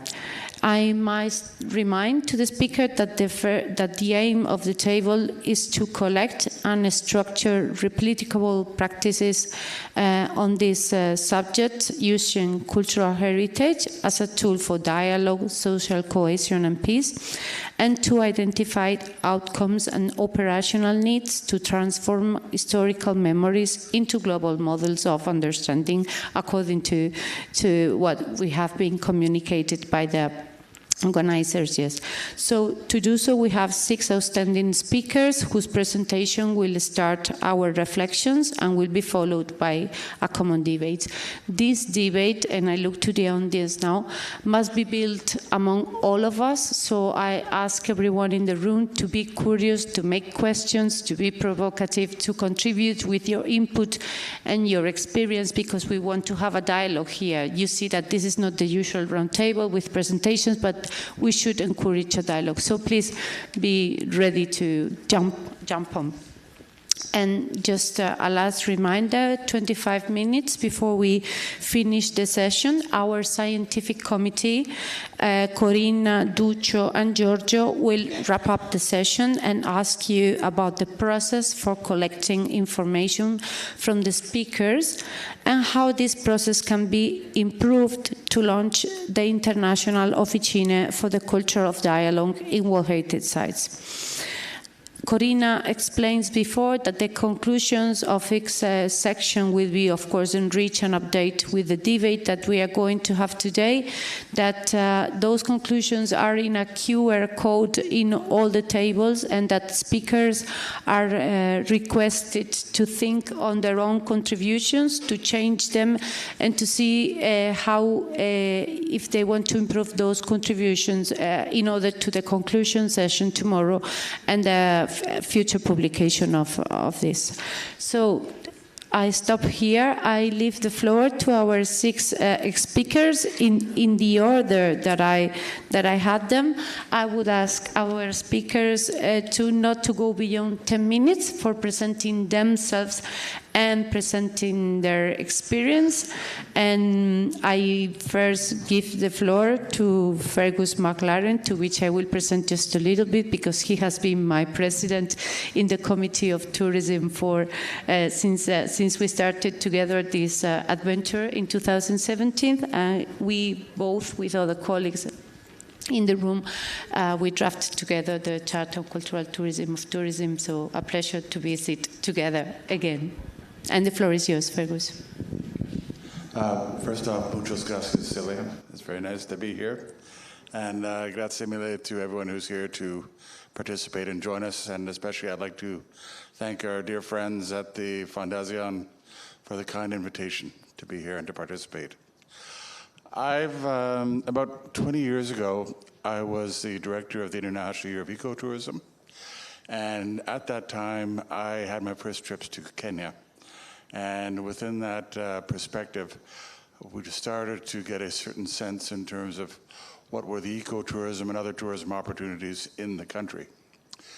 At that time, much of the tourism was related to either safari or beach tourism, and also, of course, travel to the capital in Nairobi. Over time, Kenya has become one of the fastest growing countries in the world in terms of its population base, and there's been a real desire to diversify its economy and to really, especially the visitor economy as well with regard to tourism. So a couple of years ago, a friend of mine who was with the ECOMOS International Cultural Tourism Committee, Jonathan Karkut, and also a lady called Jacinta Nzioka, who's with the Kenyan Tourism Board, approached me to support a friend of theirs by the name of William Kimasop. My friends like to call him Ranger Bill, but he had this vision of creating a tourism route through the Great Rift Valley. The Great Rift Valley is one of the great sort of structures in Africa, natural areas that stretches from just below Lake Turkana down to just by the equator. And William had it in his mind that he wanted to create this route to join communities together to create more sustainable economic development, but also opportunities for dialogue, because we're talking about a 180-kilometer route, and there really was not that opportunity to share these ideas, these perspectives, these opportunities amongst the many communities that were along that sort of channel from the north to the south. So he had it in his mind that he wanted to set up a route from the top of the Great Rift Valley down to the equator. And William being William, it takes time, but he was always determined to try and bring the different elements together. And I just wanted to, first off, talk about the cultural and natural heritage richness that's there, and also what's being done in order to maximize the opportunities for communities to participate, as well as visitors to better understand a different facet of the country that was not always so well understood or presented. So first off, it's one of the oldest places in the world. You have Lucy and Millennium Man and Turkana Boy. These are the first evidences of humanity that date back to almost 10 million years. They are found in the Great Rift Valley. The second thing is that it is one of the great flyways from Turkey down to southern Africa. So it's great for bird watching and other activities. It is also home to some of the world's greatest runners. If those of you who watch athletics, who watch the Olympics, you will always know that the top runners in long distance events are usually Kenyans, and those Kenyans come from that region. That's in part because of the terroir, the special magic drink they have called Mursak, and other aspects that really sort of help them become amongst the top runners of the world. And there are also other different elements of intangible cultural heritage, and, you know, as I said, being to the center of the world with the equator.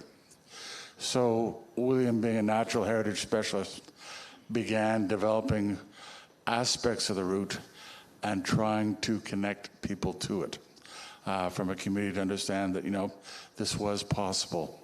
It was, especially from a tribal perspective, from a geographical perspective, from a social, cultural, environmental, economic, all those things were possible because those roots had been there for hundreds, if not thousands of years. But this is for trade. Now they were looking at it for different reasons in the case of tourism.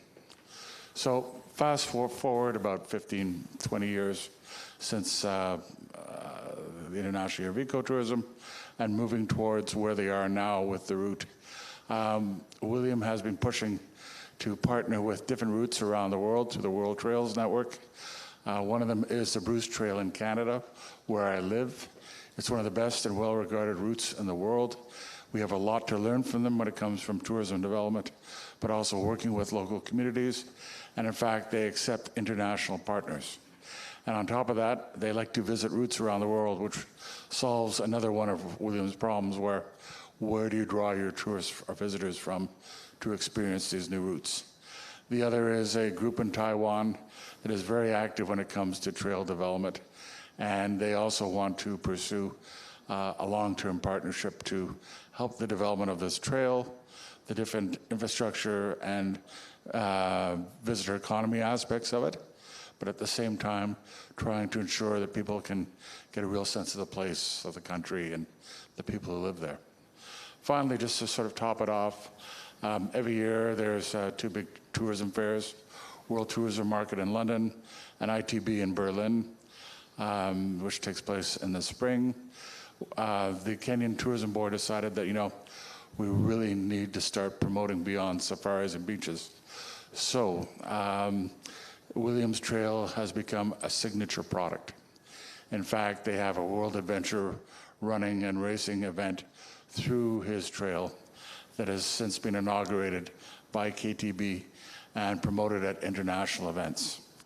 So that's to say that, you have something that started off as an idea, bringing communities together, finding ways that you can establish different facets of those communities, social, cultural, economic, environmental, and coming up with something that is, really quite wonderful, that celebrates all those different elements, but at the same time provides opportunity where there perhaps was not opportunity before. And so that is, to be brief, that's my intervention, but I think that, it is a unique model because there are other trails out there. There are other rural and remote communities. And I think that there are opportunities to find ways to connect that we hadn't thought of before. So, grazie, and I'll hand it off to the next presenter.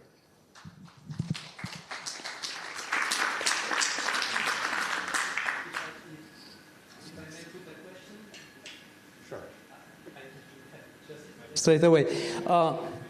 Excuse me. Yeah, it works. Yeah, thank you. So, cultural and responsible tourism is very much a question of a negotiation, very often. A negotiation of needs and desires. And this negotiation can only happen through dialogue, of course. And the question is, given that dialogue is crucial, is essential, did you ever feel the necessity of cultural mediation? Sorry, cultural... Mediation. So, so a couple of things. First off, a number of African countries are dealing with post-colonial situations. And many of those either deal with how lines were drawn across the country, tribal interactions, and also gender, because gender is also a big issue as well, which I can get into later on.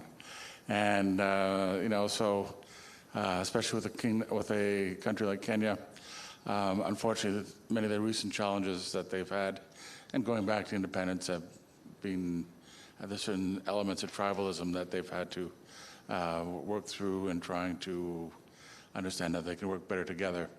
In the case of the trail itself and also this route, William, to me, is like the godfather.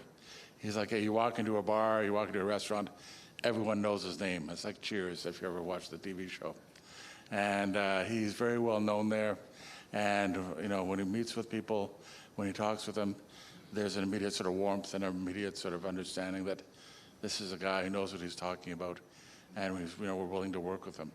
And through him, and through the people who he works with, they're able to have that cultural mediation and that understanding, because I know that he's sincere, and more importantly, that he gets things done.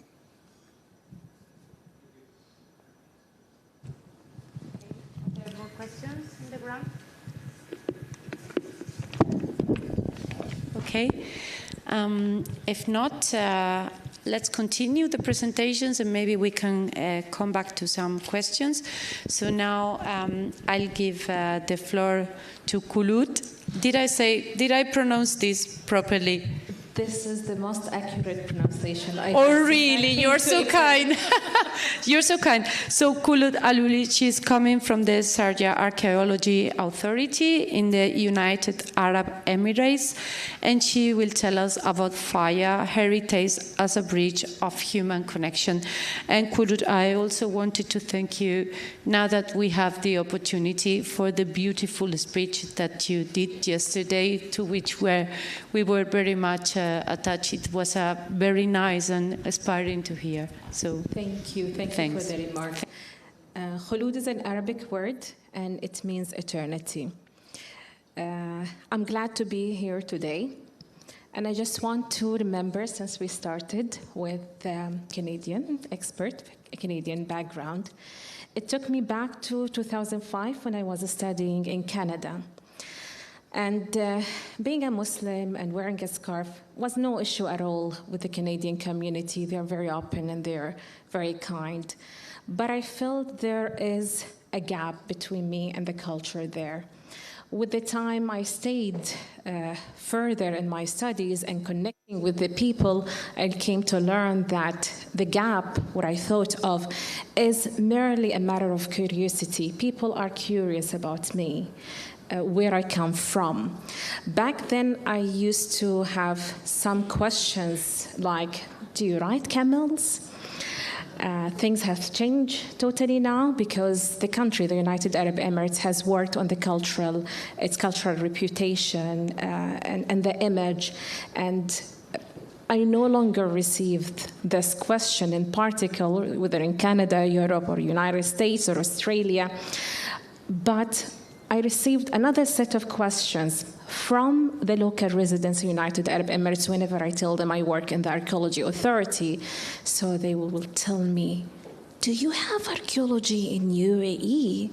And I whisper, yes, 500,000 years ago, and we have the evidence of human occupation here. And they get surprised. Again, it's a matter of curiosity from the people, which we, as people working in the cultural field, has to meet it with approaching them and promoting our culture.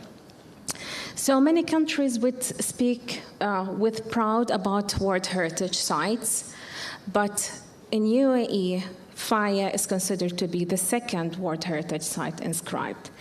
So that was a big achievement because it's a step forward to approaching the curiosity of people about a country in the Arabian Peninsula that they might think of two things. They have no past and they have lots of oil. So it's a change. It's a change of the game of what do we perceive about the people. I had a different career path. I'm actually majored in international relations. And then when I started working, most of my works was in project management. And then I get into the field of strategy. Then I was introduced to the World Heritage. And I've been attending the World Heritage meetings as an observer. And for a reason, I found that all the different experiences came together to help us to work on World Heritage nominations in UAE. So the main pillars we used to work on is, first, you need to have the scientific value that you want to promote, which we did. Most of our studies are decades ago. Then you need to work on a proper management plan, engaging all the stakeholders and working on your legislations. Third, you need to work on interpretations. And finally, cultural diplomacy and media is a main factor. Without these, we will keep hearing the debates during the World Heritage meetings with all the comments and IOC and recommendations against countries because they lack any elements among these. What is Faya? Just to introduce you about this site. Faya is in the central region of the Emirate of Sharjah. The central region basically is mostly desert environment. And Faya in itself is a name of mountain series. These mountains date to 93 million years ago. It belongs to how our Earth has developed. It's tectonic movements that shape the mountains, and it's a proof that once they were under the oceans. So now we are in the central region. We have the Faya, the Jabal mountain. We have the desert, parts of the empty quarter, world's largest desert. And we have the plain, which is the source of the hydrological system in this place. That's amazing. Facts are amazing. Occupation, human settlements and occupation is documented from 210,000 years ago up to 6,000 years ago. This is the World Heritage value. But actually, occupation evidence continued after this. Bronze Age, Iron Age, pre-Islamic period.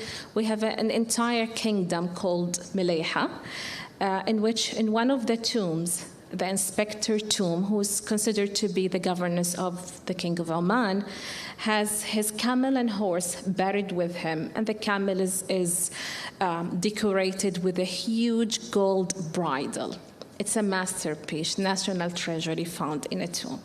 So this is just to give you a glimpse of the World Heritage Site. Now, what are the challenges we are facing after the inscription? Two main challenges. First is the engagement of the local community. Second, the use of the land, which is basically the use of the land, which is how tourism can be part of this site. In terms of community engagement, now, yes, Emirate of Sharjah is geographically considered to be limited size, but we have different cultures. Like for me, I'm from the city of Sharjah, which is basically a coastal city on the Arabian Gulf. And then you have the people of the central region, which is more of the desert and mountain people. And then you have the eastern people, again, another coastal, but now it's the ocean, toward the ocean or the Oman Sea.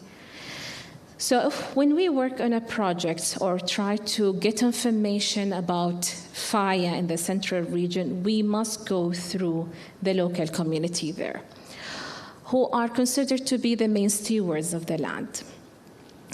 And the policy of the government of Sharjah is basically to hire the people of that land in any institution. So if you have government institution, whether it's a tourism, economical, cultural, or whatever, natural, those has to be from the people of that region. So for me, as Khulud from the coastal site, I cannot be working directly in the central region. So this had a very positive impact, because whenever you go, you will meet the people of the land who will exchange information with us. We will give them the scientific evidence we have, the scientific discoveries information, and they will tell us their father and ancestor stories about the land. Like, for example, the name of Faya, we used to use it as a fact, but with communication with the local community, we came to know Faya basically means cracked. And when you think of it, the mountain is cracked due to erosion processes, whether aeolian processes or hydrological processes that shaped it. So the local community was very helpful in adding the missing pieces of information that we had. But they also were the protector. Like years ago, more than a decade, there was a quarry in one of these mountains. It was the local community who stood against that quarry, who raised the matter to the ruler of Sharjah to stop it, and the practice was stopped. Quarry, which is basically taking the rocks of the mountain to use it in building. The stones, yes. So you have the machinery, you have everything just to keep taking rocks from the mountain. So it's not the random bricks down, no, it's a purposely to be taken. So that was stopped from the beginning. The other thing is basically now Faya is a World Heritage Site. Is it a tourist destination For what? Now, as a desert space, all of us in the Arabian Peninsula know how to do the off-road driving, which basically is totally different than driving on the main roads. You need to go through the sand dunes, a little bit of the mountains to go through the desert. So this activity is very common. So whenever it rains, the season of rain, the sand basically gets, I don't know how to explain. The texture of sand is more safer to be driven on. So whenever it's rain, the number one destination for all the population and now even the resident is to go and have the sand duning driving. It comes to an excessive numbers of cars in one place, and with the time, this is not good for the environment. Basically the desert environment, because you are hurting the sand dunes. You are changing something of the nature. So this practice, we needed to work with lots of entities to reduce it in order to protect the property. One of them is basically, we divided the property into two national parks, one to the east and the other to the south. And each national park had its own boundaries. So that reduced the number of cars getting into the property. The other thing is the tourism department worked on legislation to have access to only to the people who have an off-road licensing, and only to certain companies who can be certified to do these activities within the buffer zone of the main World Heritage property. So this also has helped with them. And then the main thing that happened is that other activities are being introduced in this property through two interpretation centers. One of them is the Meleha Archaeological Center, who introduce activities such as stargazing, camping under the stars, having not only archaeological tour within the center itself, but within the archaeological sites within the property. And then you have the Buhais Geological Park, who will have their own tours, but in terms of natural aspects of the property. Furthermore, for the second year now, a festival has been introduced to the site. It's more of spiritual music festival to make the people more familiar to new activities on the site rather than just camping and just having the off-road driving. This festival not only did help to introduce new activities on the site, but it also helped to introduce more people, or let's say different nationalities, to come to the site and explore it. It's called the Tanweer Festival. It highly respects the nature of the sites. It asks the people to connect with the nature, to connect with the mountain, to connect within themselves, to have a better experience in that place. I'll stop here, and perhaps if you have any further questions, be happy to. If I may, Celia, can I put a question to our guests? A quick question. So I was very struck by the first part of her presentation, by her talk, a very welcome work of debunking of stereotypes. And I have a question about these stereotypes concerning Arab culture. Did you ever had a direct feedback from a tourist about his or her discovering a reality beyond the cliché? Did that happen? I'll tell you our experience in basically promoting fire for the World Heritage, because scientifically we faced that stereotype, because most of the people, the evaluators, didn't think again that what we are presenting or what we are documenting is true. So we had to meet with scientific committees of so many committee members to give them the proofs, answer the questions, and validate the information we are providing. And the channel of communication that opened with these countries were amazing because it shifted paradigm. It shifted their concepts of what they think about the Arabian Gulf. Archaeological studies and discoveries in fire in particular started 50 years ago. They were surprised.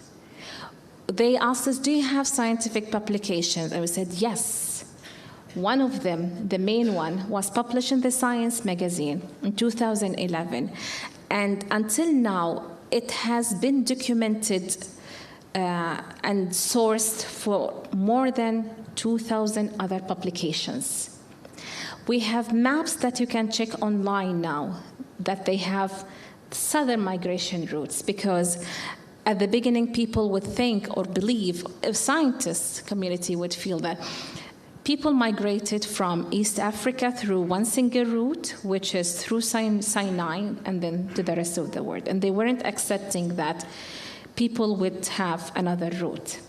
Now you have it in several online maps having Faya or the southern route within the accepted migration routes. So it shifted concept the moment we opened dialogue and gave them the evidence. And we have lots of publications, more than scientifically and academic publications and PhD theses about the different discoveries that we have in Faya. People started looking to us as differently. So what the question would be, or the stereotyping at the beginning, are you really accredited people to submit such huge document and prove the hypothesis of the southern route? Once we're done with the meetings, they have the evidence, they have the proofs, and we openly invited people to visit the sites. They changed their perception. Yes, you are accredited. Question. You said that one of the problems, or I guess it is a conflict, is that only certain tourism companies are allowed to enter the site. So for me, it's a problem, because entering to a cultural heritage site, especially if it's a World Heritage Site, should be a right that cannot be offered to some people and denied to some others. So my question would be, under which criteria are those companies certified or approved to go, and under which others are not? And what are the conflicts around? Because it looks tricky. Let me clarify this point. The World Heritage Site is open to everyone. And it's well serviced, and it has not one visitor center, 2 interpretation centers, one for all the archaeological evidence and one for the natural aspects. Now what happens, because it's an ecotone settings, you have the mountains naturally protected, you have the plain, and then you have the empty quarter desert, which is huge. What I'm talking about is the buffer zone of the property, yes, which is the open parts of the Rub' al-Khali deserts. That's only certified companies can do the off-roading. You have a safety issues for the people, that's number one, because if you're not qualified, accident happens. When you are in the sand dune, moving from a place to another, there are blind spots. So cars can be burnt, people can die, you cannot see. So they need special practice to have the off-road driving license. So that was given under the supervision of the tourism department in Sharjah to certain companies. Again, even in Maliha Archaeological Center, you can have the off-road experience through their certified drivers. One of their practice is the team of drivers would set a route within the property. And each couple of weeks, they would change the route to leave the nature heals. When it rains, you will have different types of plantations coming in the property, which is amazing to have. The year of Corona, because everything was closed, afterward the desert was green. A scene that you can really realize, but the desert was green. It was full of plantations, and some of them are edible plants that the locals would love to go and collect. So that's the reason why the off-road driving within the buffer zone is controlled. Within the core zone, it's already administered by the Archaeological Center with their trained drivers. It's really interesting. Thank you very much. It's very interesting that you say that they leave certain parts without visitors and they change the paths and the trails so nature can be healed. That's super. It's not so frequent. It's really interesting. Okay, are there more questions for her at this moment? No? If not, then I will give, sorry. Let me check my papers for a minute, which is not being easy with everything. So, sorry. Give me 1 second.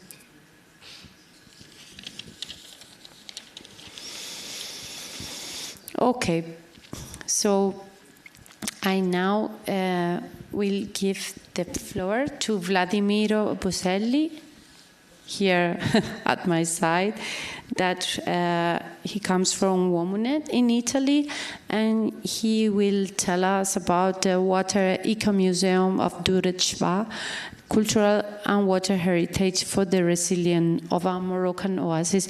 Please present yourself also a little bit. It works, yes. So I'm a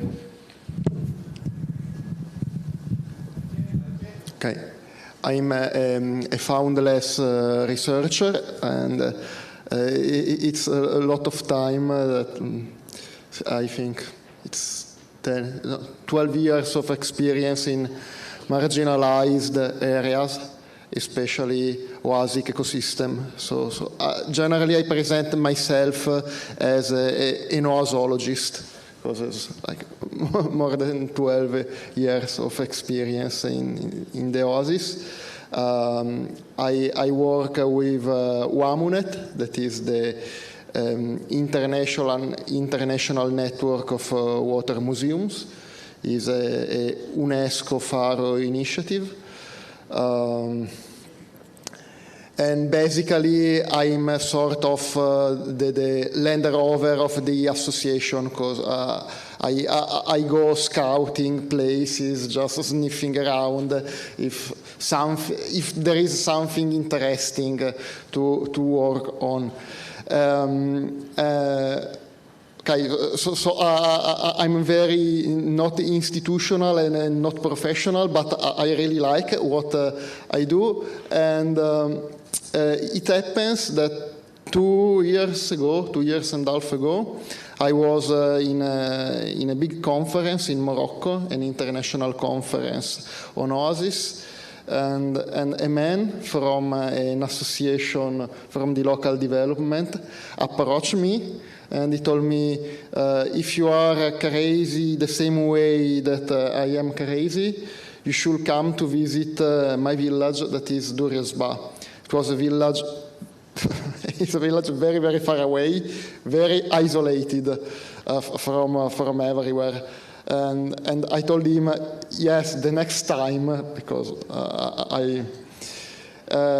and so this year, in May, I spent all May in Morocco, and I went to visit his village. And I think that it's the most interesting place that I visited in Morocco, and I know Morocco quite well. And it is this village that it was founded in 1565 by a Marabut Mamadzbah. And he founded a zawiya around a small source. He bought the source and the land around the source from some shepherds that were roaming the area. He founded the zawiya, he created the oasis. And the very interesting thing is that for many centuries that oasis was an important center for conflict mediation in the region. Then when the French invasion from Algeria to Morocco, so we are talking about 1908, started, the French didn't go to big city centers, but they went directly to Durizba, because Durizba was the place where all the tribes of the region federated to counteract the French invasion.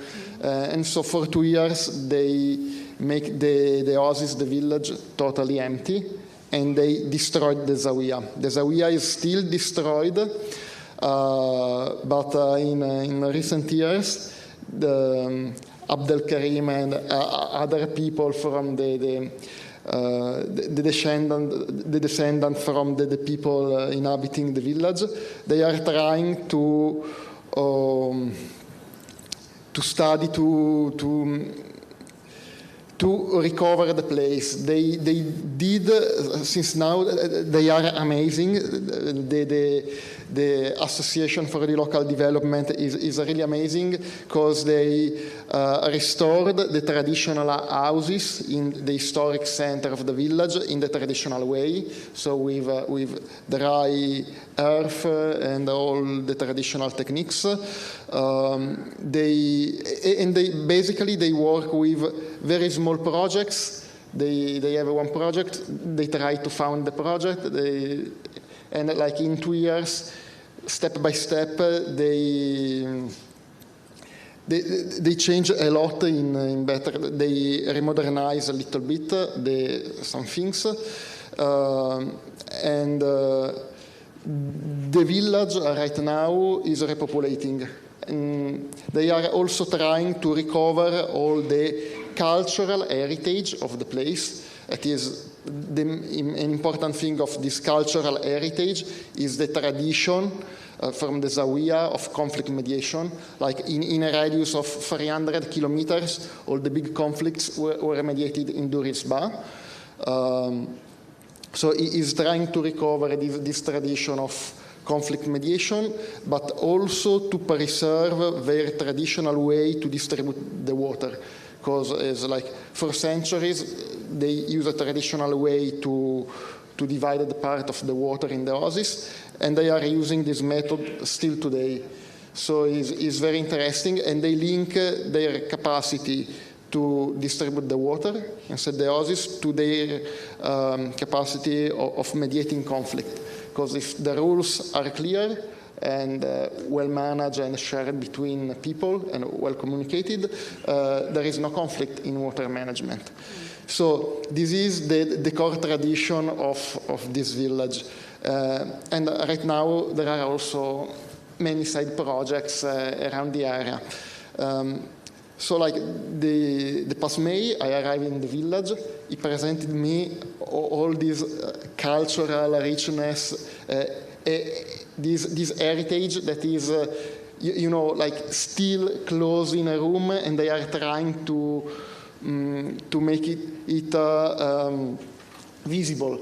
But the village is quite isolated, and the thing that struck me a lot about the approach of Abdel Karim is that it's very close to the approach of the foundation, because he told me, but really, we don't want so many tourists. We want people like you that is very interesting in knowing, exchanging culturally everything, like new ideas.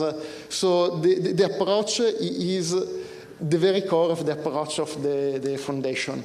And it was really, really interesting, the changes that we had. And he told me, what do you think that we can do to valorize all this thing? And I told him, I think that the Eco Museum is already present because they did, they structure also small visits in the oasis. They structure also some panels to inform people entering the village about some rules, some specific spot, and some cultural heritage. So right now with WAMUNET, we are just supporting them in structuring something like something little bit more institutional to participate to some calls and things like that. But the approach is total parity, like what we want, we have this idea.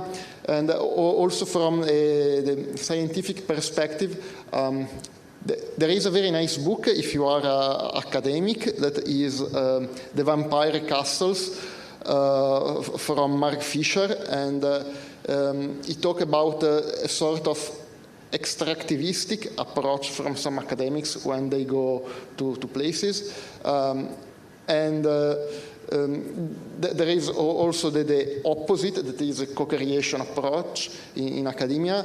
And right now, also with some colleagues from the University of Florence, we are trying to enforce this co-creation approach along with the Eco Museum construction, to have a place where you can have a cultural exchange, both on the academic level, but also just on like sort of touristic, sustainable tourism level. So creating a place of cultural fermentation, new ideas. And so basically, this is what I'm doing in Duriasba. This is the case study. Is an ongoing process, so it's a continuous iteration. So what do you need, what we can do, new ideas, and so it seems like not well structured, but is very well structured because we are going on very, very fast.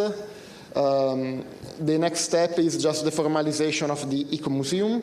And after this formalization of the Eco Museum, we are thinking about some projects to implement, to bring some new species in the oasis, because the oasis traditionally was cultivated just with wheat. Then they changed to olive cultivation. And right now, because of the climate change, the water, they ask, maybe we can try to cultivate something new just to check, a small experimentation. So we are also thinking to some agronomic experimentation side inside the oasis. But this is an instance that came from the villagers. So it's something, just what the village asks, we try to implement a little bit. And then we try to produce something acceptable by the academia. If we want to produce something at the scientific level. And we are also thinking of developing a sustainable tourism. Like the ideal way is staying in the village like 1 week, because there are many aspects. There is a naturalistic aspect. There are some routes from the shepherd. You can go in the desert. It's a rocky desert. You can go to check minerals, fossils, and these things. You can spend also a lot of time. Maybe there are some periods when you can also work in collecting wheat, and so you are just labor force in the village. Currently, every year in August, there is a group of scouts from Belgium going in the oasis and helping with the restoration of the traditional houses, so with the raw earth. If there are more scout groups willing to go in the oasis, they are welcome, very welcome. So yes, we are trying to develop this place for multicultural exchange, basically, and the development of new ideas. And the place is really interesting. And another aspect that I want to stress is that that region is the poorest region in Morocco. So the average salary is like 100 euros. And for them, for the people from the village, is quite difficult to travel the same way we can do. So for them is really important having people willing to share, and not only tourists, but willing to share culture, ideas, coming to the village and staying in the village for like a long time. It means long times, 1 week, 1 month, stuff like that, just to share. This is very important because it allows them to travel with ideas and communication abroad. But we need to consider also this tool of tourism, multicultural exchange, in this way. So if there is an economic disparity, the way, because I saw many places where just many tourists go there because it's very cheap, and this is another thing that Carlotta stressed, that make my art very happy is non-extractivistic entrepreneurship. This is very important, and the idea of non-extractivistic tourism is really what we need in these places. So it's a tourism that should enrich with new ideas and cultural exchange. So basically, this is the case study of Duresba. If you are willing to visit it for a long stay, you can tell me and we organize, because it is really what they need. And in January, I'll bring in Duresba the director of WAMUNET. And so I hope that I hope to make you very curious about Duresba. And you indeed are making us curious. I have a question for you. How are you, which tools are you implementing to understand which type of tourism is arriving and to regulate it? So are you, because I mean, opening this oasis all of a sudden is very risky in terms of the environmental point of view and from the social point of view. So I understand you are looking towards a different type of tourism for sure, but how are you really, or how they are really working towards this new model?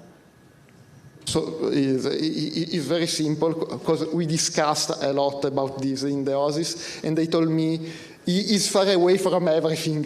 You need to want to come in Duresba. So it's not like I'm doing a touristic trail and they can just deviate a little bit and go to Duresba.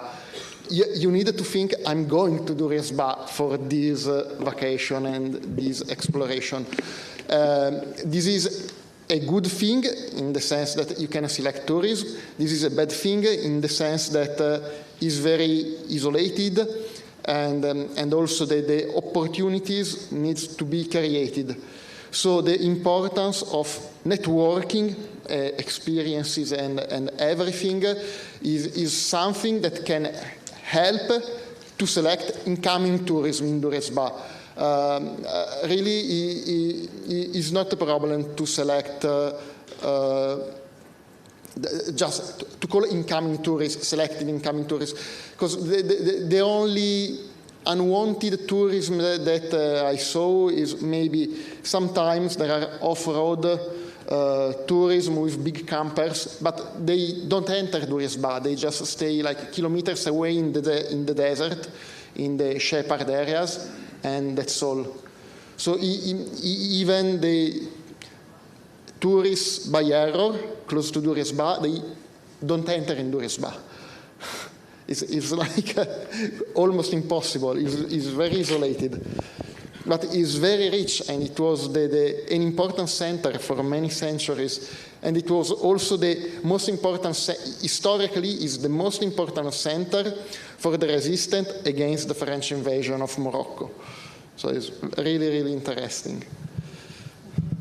Thank you. Are there any questions from the audience to our speaker, Vladimiro? Okay, if not, I had some, but I do prefer give the floor to our following speakers because we are a bit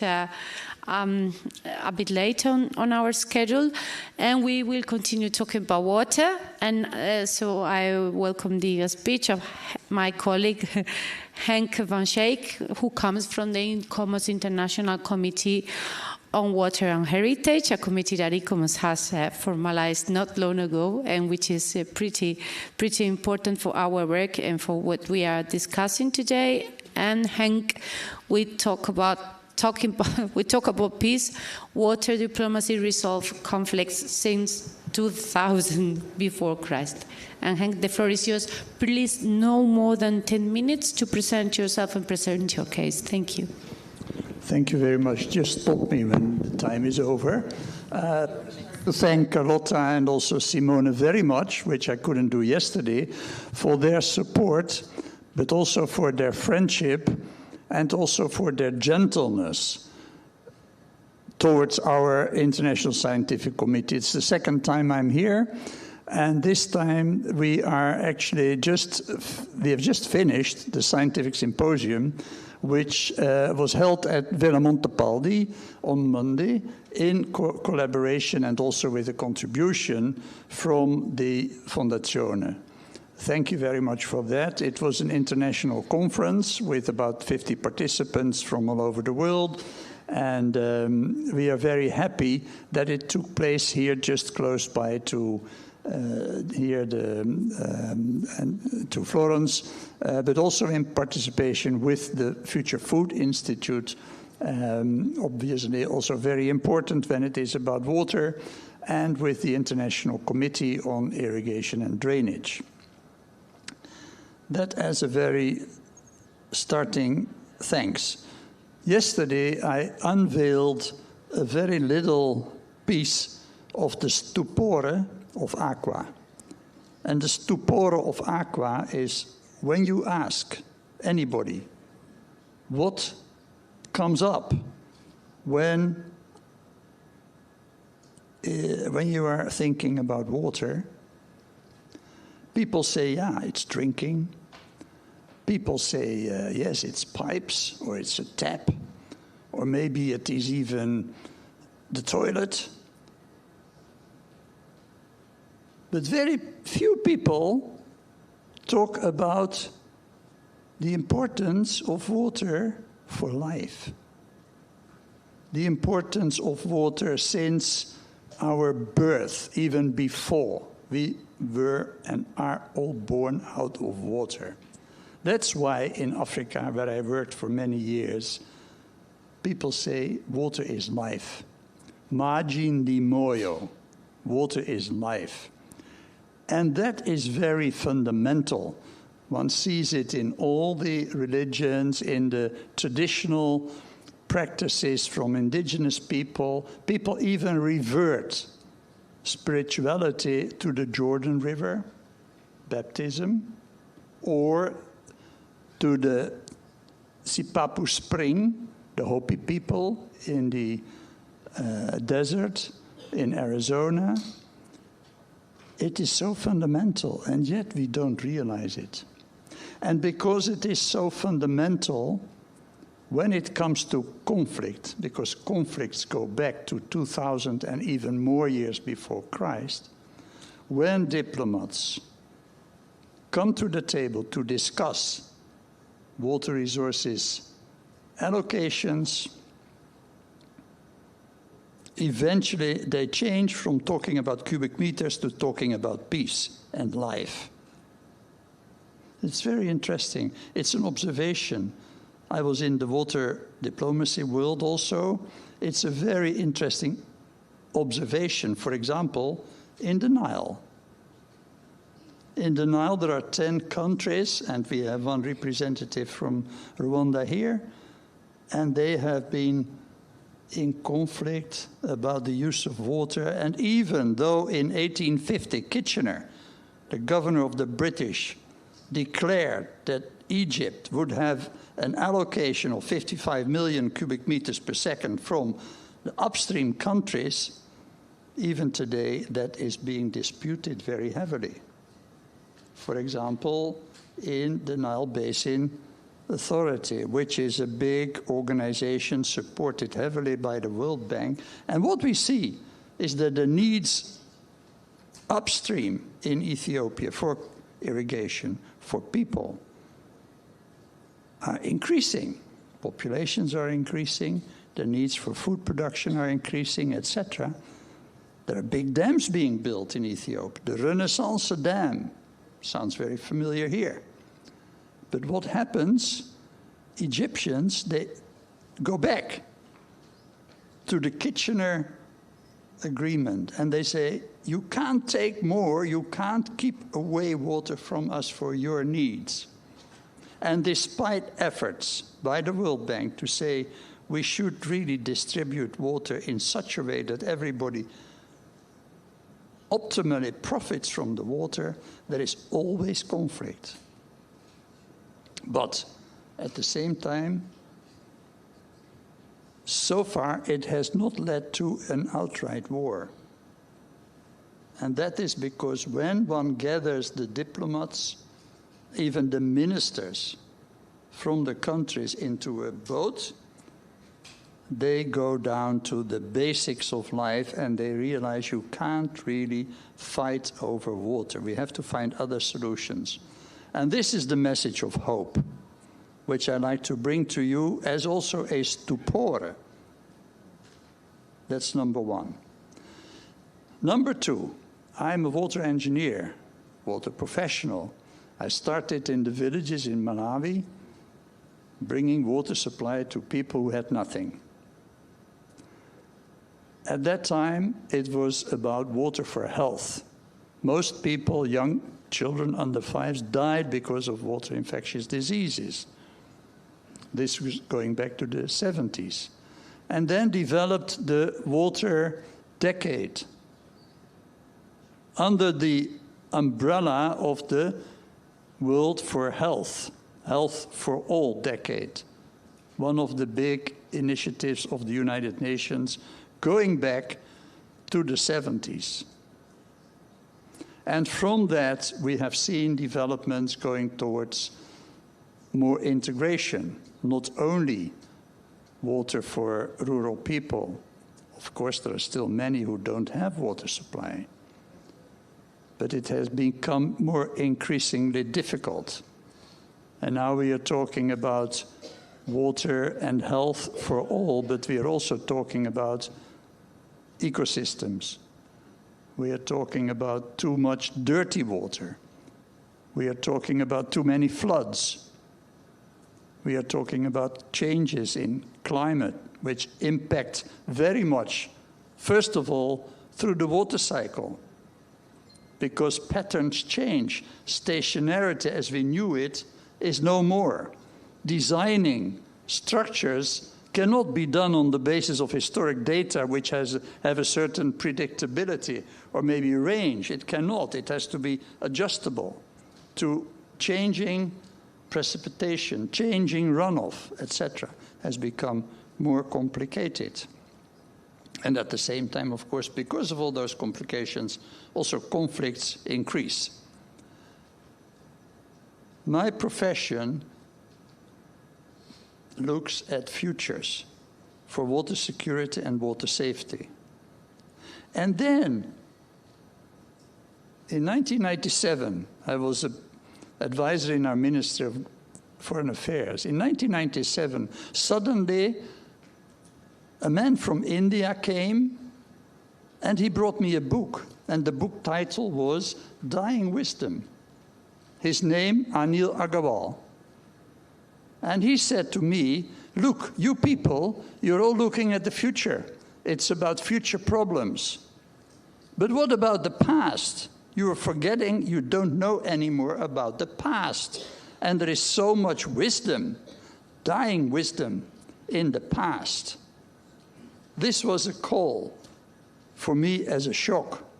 But I didn't do anything with that at the time because I was in the ministry looking at SDGs, looking at targets, looking at water security improvement, water safety improvement, until 2012.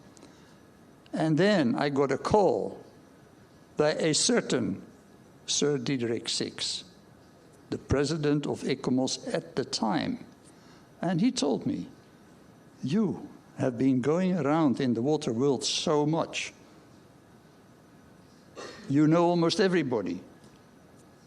International, global, local water conferences here and there in Stockholm, in Korea, in New York. You've seen the villages.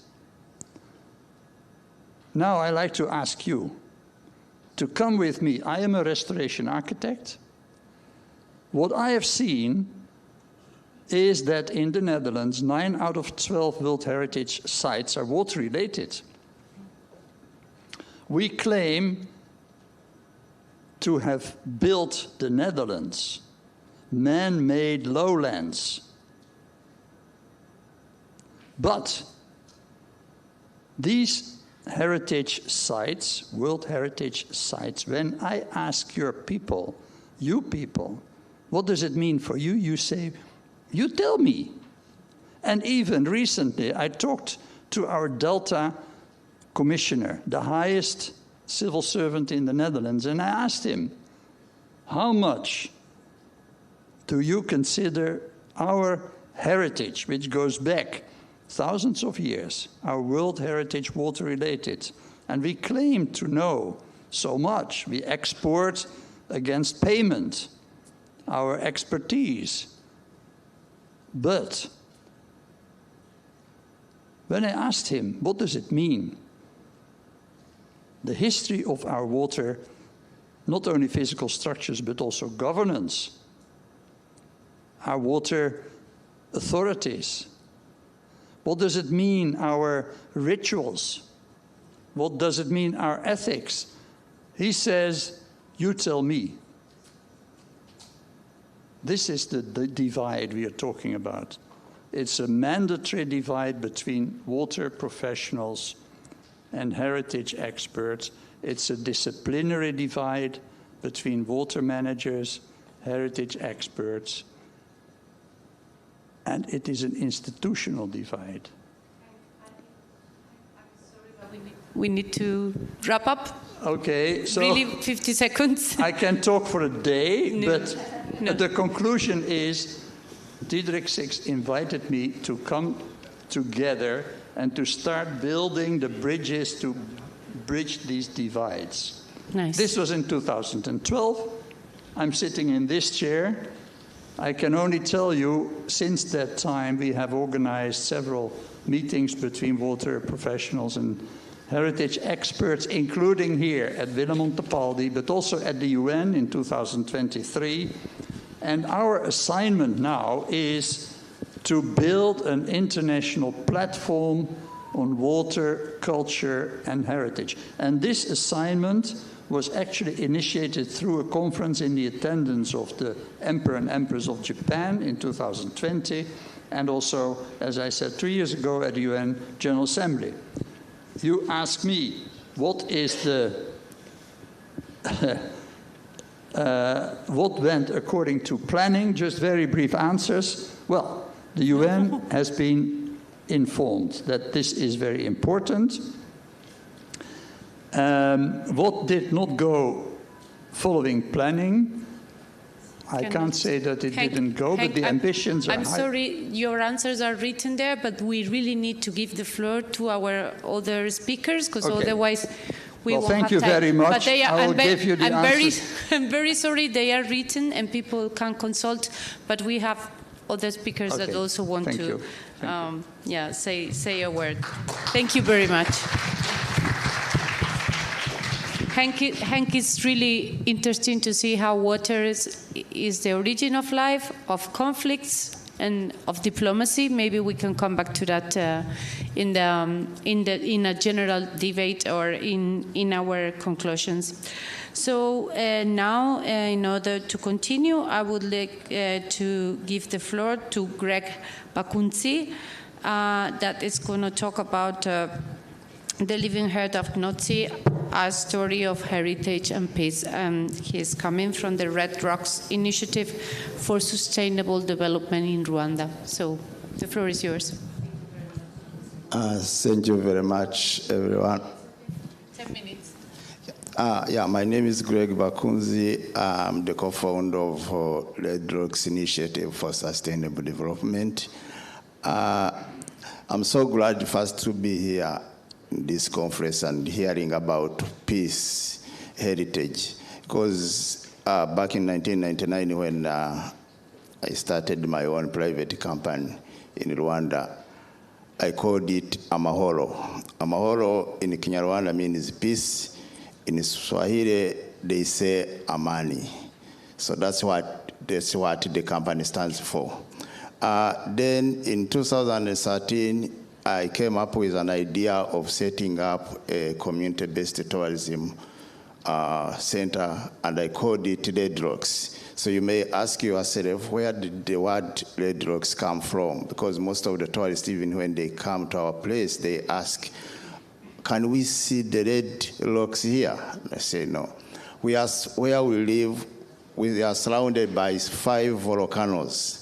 We are in the home of the mountain gorillas, and that's where I started the business from. So I went to dig down and say, where did these stones come from? Back in the 18th century, those volcanoes, some of them erupted. And the way how they erupted, they came in a red color, and now they are just stones which are there. So that's where I picked the name. And now we started with one big community center, which is, of course, Red Rocks, and now we are running 11 community centers, all led by the community. All what we do, we only take the tourists there to do the experiences. Our journey hasn't been that short, but I have also liked the idea how the foundation here started. It started from small, and we also started small, but now we are growing, and we have developed a model that is going to cover the whole country. Within all the country, we have set up some destination management areas with community-led conservation heritage centers, whereby communities are offering like home host dinners, storytelling, and other community activities that we are doing around the country in Rwanda. I would like to have more questions maybe about Rwanda or what we are doing than me taking too much time talking. Let me take this time to say thank you for everyone.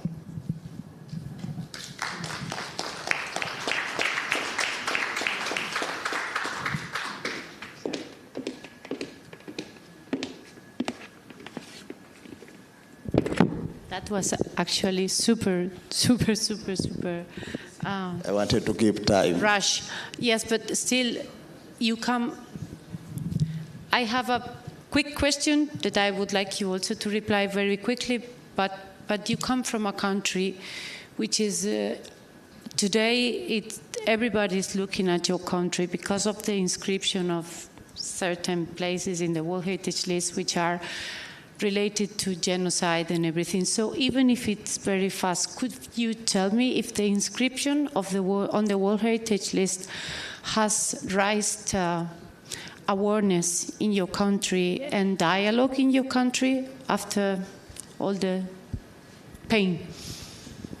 I myself, I was not born in Uganda, in Rwanda. My parents left the country back in 1959 and they went to Uganda, so I was born in a refugee camp. But when I got back, end of 1994, that's when we saw what happened in Rwanda. But one thing I have to say, where there is passion and commitment, everything is possible. So that's one thing I have to say. If we take an example from, tell me if I pronounce it, was it Paul or the guy who came up with an idea of life beyond tourism? Mm-hmm. Yeah. If he wouldn't have sort of that idea and we wouldn't even be here by this time. But because of his passionate about the culture, the history, we are here. And it has developed. It has been a long journey, but look at what has been done. I also have to say our brothers and sisters who were involved in the conflict that was going on, which started in 1999, they suffered a lot, and from the struggle, they learned a lot. So every step you go in, there is a lesson that we learn. So we walk through some challenges, we call them challenges, but at the end of the day, they become lessons to us. So we have learned lessons. I grew up knowing that I can't even go and do something. My colleague here from Netherlands yesterday was asking me, what's your background? That's it. And I said, I have no background, but I had passion to do this. And I have been doing it, and I have seen some success stories that I can share even for the whole day, but I have a short time. Okay. Thank you. Just a quick question, if I may. A quick one? Yeah, quick one, yeah. Please. Did you ever encounter difficulties with the tourists' expectations? Come again, please? If you ever encountered difficulties with tourists' expectation, what they were waiting as an experience? Oh yeah, always there are some challenges. Nothing goes without a challenge. Okay. We have had some challenges from, of course, tourists, especially when we are selling history, happiness, and everything. Then somebody turns around and brings a political question. That's already a challenge. So when you bring politics with tourism, they're not going to work together. So those are two different ways. So sometimes you find that there are some questions and there are things that want to drive you to an angle that maybe you are not a part of. So we always try to avoid such things so that we stay in our line with culture and heritage within our guests. Okay, thank you. Thank you. Maybe we can talk about that later. Thank you. No problem. Thank you. Thank you very much, Greg. So now I'm going to give the floor, but I cannot see him, so I'm going to stand. I'm going to stand for a minute to give the floor to my very dear colleague and Secretary General of ICOMOS, June Buisman, that according to his long experience coming from also the Stichting Museum of Gilbert in the Netherlands, would talk us about heritage and peace, the music of interpretation, c'est le ton qui fait la musique. And June, my dear, 10 minutes. Let me say it this way. I prepared something, but I will say something different. And I hope I will keep to 10 minutes. Yesterday, I mentioned the dialogue among civilizations, the 2001 United Nations year. And the reason I mentioned this is because my dear old and unfortunately late friend Vladimir Petrovsky was actually the driving force behind it. He was the Russian negotiator which created the United Nations Conference on Disarmament, which gave, I have to say, the world a lot more quietness and peace.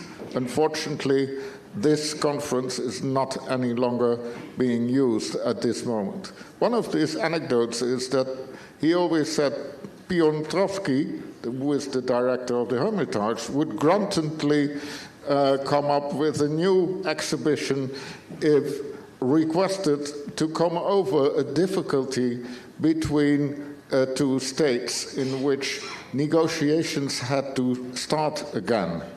Now I make a big step. Indeed, Dunja and I have been doing the Museum Gilving Kinlopenhuis in Amsterdam, which is in a way a bit comparable with the Del Bianco Palace here in Florence. And it's inside a World Heritage Site, the well-known Amsterdam Canal Crescent. So we know something about tourism and both sides of it, so to say. I want one step aside, and that is with this dialogue among civilizations, or actually between different cultures.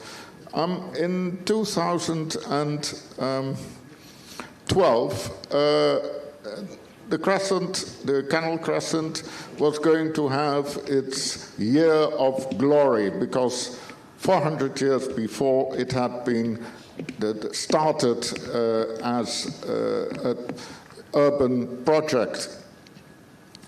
And it was actually the same year as we in the Netherlands had the commemoration of 150 years emancipation of slavery in the Dutch colonies of Suriname and the Dutch Antilles. And you may know, or may not know, but in Amsterdam there's a very large community from Suriname, as after Suriname was forced to become independent, nearly half of its population moved to the Netherlands, and mainly to Amsterdam. And we wanted to do something in connection with this, partly because of Dunja had her childhood partly in Suriname and had a large network within this heritage community. And I have to say that when we started, and obviously we talked about this with museum directors in Amsterdam, and they said, really be careful, because this is a topic which will give disruption, even violence. Don't do it. Or if you do it in a very artistic way, so it will not stir up too much. Instead of this, we actually connected with the Suriname, and especially also the Afro-Suriname community in Amsterdam, to develop this exhibition, in which we showed, on the one hand, the background of the development of the Canal Crescent, which is very much connected to the Dutch trade, which is for quite a percentage the trade of enslaved peoples, and for another part on trade on commodities mainly used for luxury products at the time. We're thinking at, for instance, sugar, cocoa bean, tobacco, which was possible due to production methods connected to slavery. That's basically the fate. In fact, up till today, the port of Amsterdam is the main port for cocoa beans, and that is still connected with involuntary labor, now mainly in Western Africa, but at that time in especially Latin America and Suriname. And you would say, what was the outcome of that? And I want to first make a step back on an earlier exhibition which we did, connected with the Dutch East Indies, which also has a large community in the Netherlands. And it was actually, we called it the connection with the traces of this colony still in the Netherlands. It gave us the largest audience we ever had for an exhibition, because many people in the Netherlands are connected with this heritage, and they came to our exhibition. It was actually the same year that the only museum which existed connected to this heritage was dissolved, because the municipality which in it, where it was not any longer financially supporting it. And these people came to us and said, look here, our history is being shuffled under the carpet. And you gave it at least some of interest, especially because we used for this objects from people who were living in the Netherlands, which were connected to this story, and we just showed it and told the story around it. Now back to the other exhibition, which is called Black in the Canal Crescent. And for this, we invited groups of so-called black schools, which are in the side of the historic city. There is where these communities of Afro-Samoan background live. And we asked groups from this school to come in. And we gave them a tour around. What the thing is, like the community itself, they said, at last, this story of our story, which makes the connection to this historic city, is being told, which means that our story is now a part of this history. So we are proud of this Canal Crescent, because without us, it wouldn't be there. And and we showed, for instance, pictures of these canal buildings, which the gable stones actually depict Afro-Suriname slaves. We showed pictures of which gable stones of these products. We show how important it has been. And the Suriname community came to us, and they also did for their forebearers a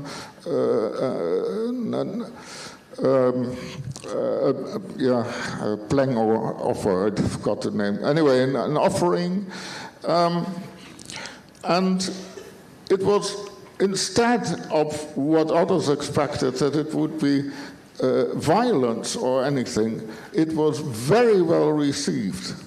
Coming now to the touristic part of this, one of the things which started was the so-called Black Heritage Tours. Basically, they started in our museum, giving the explanation of it, and so it was not only the local community, but also people from abroad, often from North America, who came to Amsterdam and took these Black Heritage Tours to see the connection of their heritage to the Canal Crescent. And also this worked very well. And you see now that there are Black Heritage Tours also in other cities. It started, I think, in New York. 1 minute, please. Less than to come to your conclusion. That was very clear. Yes, I wanted to say still something on music. That also you can do this by bringing back music into sound heritage, and the visitor experience is much enhanced also by music, but music can also be used for making this connection to different heritage cultures. And I think that is also, for instance, classical music, and especially if you go back further down to early music, it's very much rooted in different musical heritages. So you can very well explain, and music also makes more people more receptive for different stories we find. We did tours in which we connected heritage with music relevant to the sites where the music was played, and if they walked from one place to the other, we gave the story about the heritage spaces, and so that people would understand this connection. And this way we also bring back historical instruments to historic houses all over the country, which means that people do not only tourists, and that's what we hope actually, and what we could do together with tourist organizations, that people not only stay in the city, but they go out to castles and historic houses and get there the stories told, connected also with music. Music gives such more of the impact of music is such that it enhances very much these stories. Remember, if you go to a cathedral or a church and the organ is playing, that's a lot different from if it's silent. And with music, you can tell these stories and make the connection to different cultures, to different heritages, also including the local communities and also the local communities who have a bicultural or migrated cultural heritage. Okay, I think I should stop here. I could go on for some time, but thank you. Wow, thank you. Thank you very much, June. I think that one needs to be very brave to do 2 exhibitions as the ones that you presented, even being prevented that would be tricky, and your good results show that we need to take the things, even if they are difficult, we still need to deal with the problems, with exhibitions, with music, with museums, with heritage. Thank you very much. That was very, very interesting. Now I give the word to Giorgio and to Corinna after him, that will wrap up the session. You know that we are a bit late, so Giorgio, the floor is yours. Thank you. So, one of our goals today here is to create a link with, between what we are doing today and our next project, that is the Officina, so the workshop, the initiatives that we want to activate on the sites to promote dialogue between people, between cultures, and dialogue, brings knowledge. That's the goal. So today we talked about the role of heritage in creating social cohesion. But first of all, I think we need to understand what is heritage. This is a common issue. Here today probably all of us know what is heritage, but the issue is making sure that everybody knows what is heritage. Today I heard interesting interventions about involving communities, about looking for new form of tourism, about knowing how water cycle works.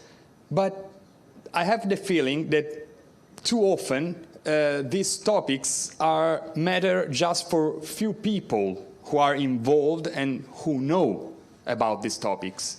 The matter is the majority of people around us too often don't know. During these days, I had the honor and the privilege, the pleasure to meet the Cambodian delegation here with us, and I spent some time with Mr. Hangpeo and Mr. Carlotta, and we had the occasion to talk about craftsmanship here in Florence and in Cambodia. If I may quote Mr. Carlotta, we were talking about working stones to create objects. And you know that you can work the stones manually, by hands, and it will be very expensive, and you will have not perfect final result. Or you might put the stone in a machine, and in few time, you will have a perfect object that will cost much less. So some people ask, why don't you produce stones by machine? It's more effective. And Mr. Carlotta told me, because if you put a stone into a machine, you will just have a stone. If you work by hands, with knowledge, with experience, you will put some soul into the object. That is heritage, okay? But people don't know. People want to buy the cheaper objects. That's the point. So my question, I mean, it's not a question we can answer now, also because we have timing issues, but a question that I would like to discuss you in the future weeks and months is how can we activate educational dialogue to spread the knowledge about all the initiatives you have to let the majority of people in your places understand, know more. Probably, I don't want to anticipate too much about education for peace, because we have a specific table about it, but I mean, in general, education to let people appreciate. When Mr. Carlotta and Hangpeo, we agreed that only when you do something with your hands by yourself, you will appreciate more also all the effort that the artisans, the professional do in that kind of work. So probably we should activate educational dialogue. We should offer the occasion to experience for more and more people what's in your site, what's in your projects, to let them appreciate the importance of what we are doing. Probably new form of education, new form of also maybe informal education, something that can be spread, that can be for everybody, or at least for a majority of people, to let them appreciate and understand what is heritage in all the forms that we discussed today. Thank you.